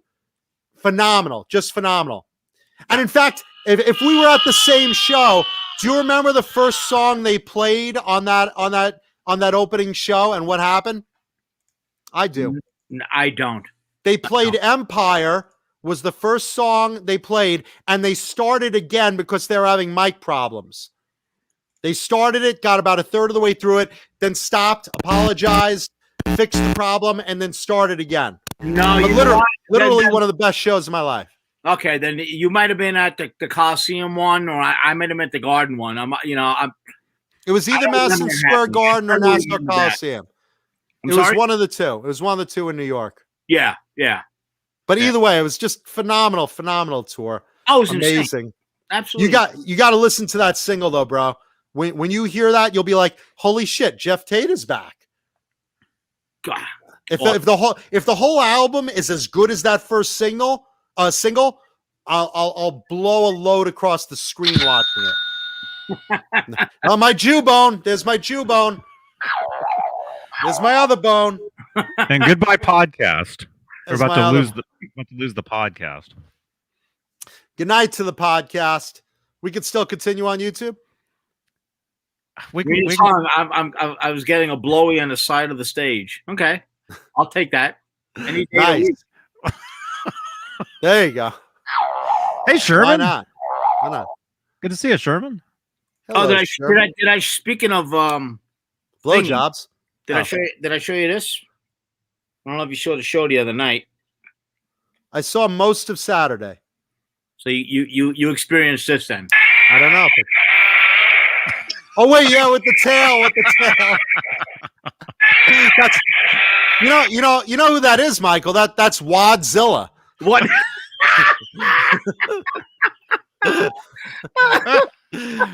And the movie coming up is Wadzilla versus King Dong. Can you imagine those two lightsabers going at it? Oh boy, baby. It's a hot time on Monster Island tonight. Oh. Aren't you glad I came on, Johnny? Yeah. Yes. And we gotta go. I gotta go. Okay. All right, man. How you doing, John, by the way? Doing all right? Well, we'll talk after the Okay, show. good, We'll talk good. after the show. But Hello, everybody in the chat, by the way, real quick. Just want to say hi. Just jumped on. listen, everyone in the chat, Michael, stay with us. Everyone in the chat, thank you again for your support of myself. Remember, prayers and positive energy for my mother's surgery. She's going through it next Tuesday before the show starts. So please send that positive energy for my mom, who I love. Let's give closing credits, and please leave a thumbs up on the video and leave comments in the video, because we love to reply to comments. I love to reply to all of you guys and girls. And again, more than anything, we appreciate our audience. Thank you to our channel members: Hal Face, John Moronic, James Gum, Hillary Lewis, Jim Nicholas, 802 Blues, Mr. BHB Jr., Frag 5150, Pal Guitars, Dan Halen, Frank Corcoran, Ben Tom, Jeff T, R2R3 Locking Knot, Robot Master Switch, 6Chick71, Rick Green, The Chad, Thomas Santiago, Voodoo Child SJ, Sean Johnson, Brian Spalding, Fender Guru, Music Therapy Laz, Ghost BC Rich, 5150 TV, Jimmy Ray Hawkins, Hugh Caldwell, Crosby is a dildo fucker, he sure is. Hey Soups Rips Me, Randy Price, and Steve Carmichael. Let's also thank our other channel members, the great Charles Green, Fruitcake Tony. And remember to watch Tony and Johnny's show on Sunday night about Van Halen. Michael the Captain Smith, who's with us keeping tabs. Mike Neese, David Ennis, Richard Poole, Linny Lou, and Mary going out to get a little cock tonight. Gargets Entertainment, Kurt 5150, Susan Silvestri, Mickey Settlemeyer, Joe Christian, Nicole Mrazek, Sean Bolland, Wayno, Stephen Franklin, Will Starr, R. Habs, KXM Rock, David Shea Gomery, Bozique, Crazy Cook 678, Carol Hatcher, False Flag, Margaret Scranton, Sean Silas, Julia Baldessari, and Jarhead Rock. And let's also point out again, do not forget, this week, the 12th, the release of the new Gizmochi CD or album. Buy the physical product, support the bands and our friend Jay, and don't forget to request them on XM Liquid Metal, because we love him. I know my mom does. Oh, I love Jason. Yeah, reach out to Liquid Metal, man, and ask them. You know, crank up that stuff, man. Crank up Gizmochi, man, and buy that album is killer. The first two singles are awesome, man. Exactly. Really put a lot of work into it, and it shows. So absolutely. And let's see, Robot Master Switch. You forgot Harry Parenthesis. He and his neighbors are big fans. One's an asshole and one's a dick. Great. Yes. There you go. All right. All right. And again, remember, we love and appreciate you. Please wear a mask, be safe, wash your hands, social distance, be safe. Let's get through this pandemic and get live shows back into our lives. Definitely. And after the credits, don't leave because we're going to raid. I'm going to send you guys over to Fender Guru. Nice. Because he's live right now. So see you guys Friday. Rock Friday. on, everybody. I think we have Larry Mitchell. Nice. I think he's going to be awesome. Goodbye, everybody. Yeah, he released his first album again. We'll get that too, by the way. Larry Absolutely. Mitchell. Yeah. Larry Mitchell, good friend of the show, great guitar player, super nice guy. Insane guitar player. I met him and he signed the CD years ago. We'll talk about that later on. Nice.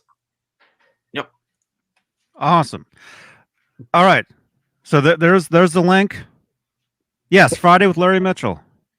Yeah. Okay, there's the link right there. Everybody jump over there. Johnny Beane Raid in their chat. And we'll see you guys Friday. All right. Rock on, everybody. We love you. Good night.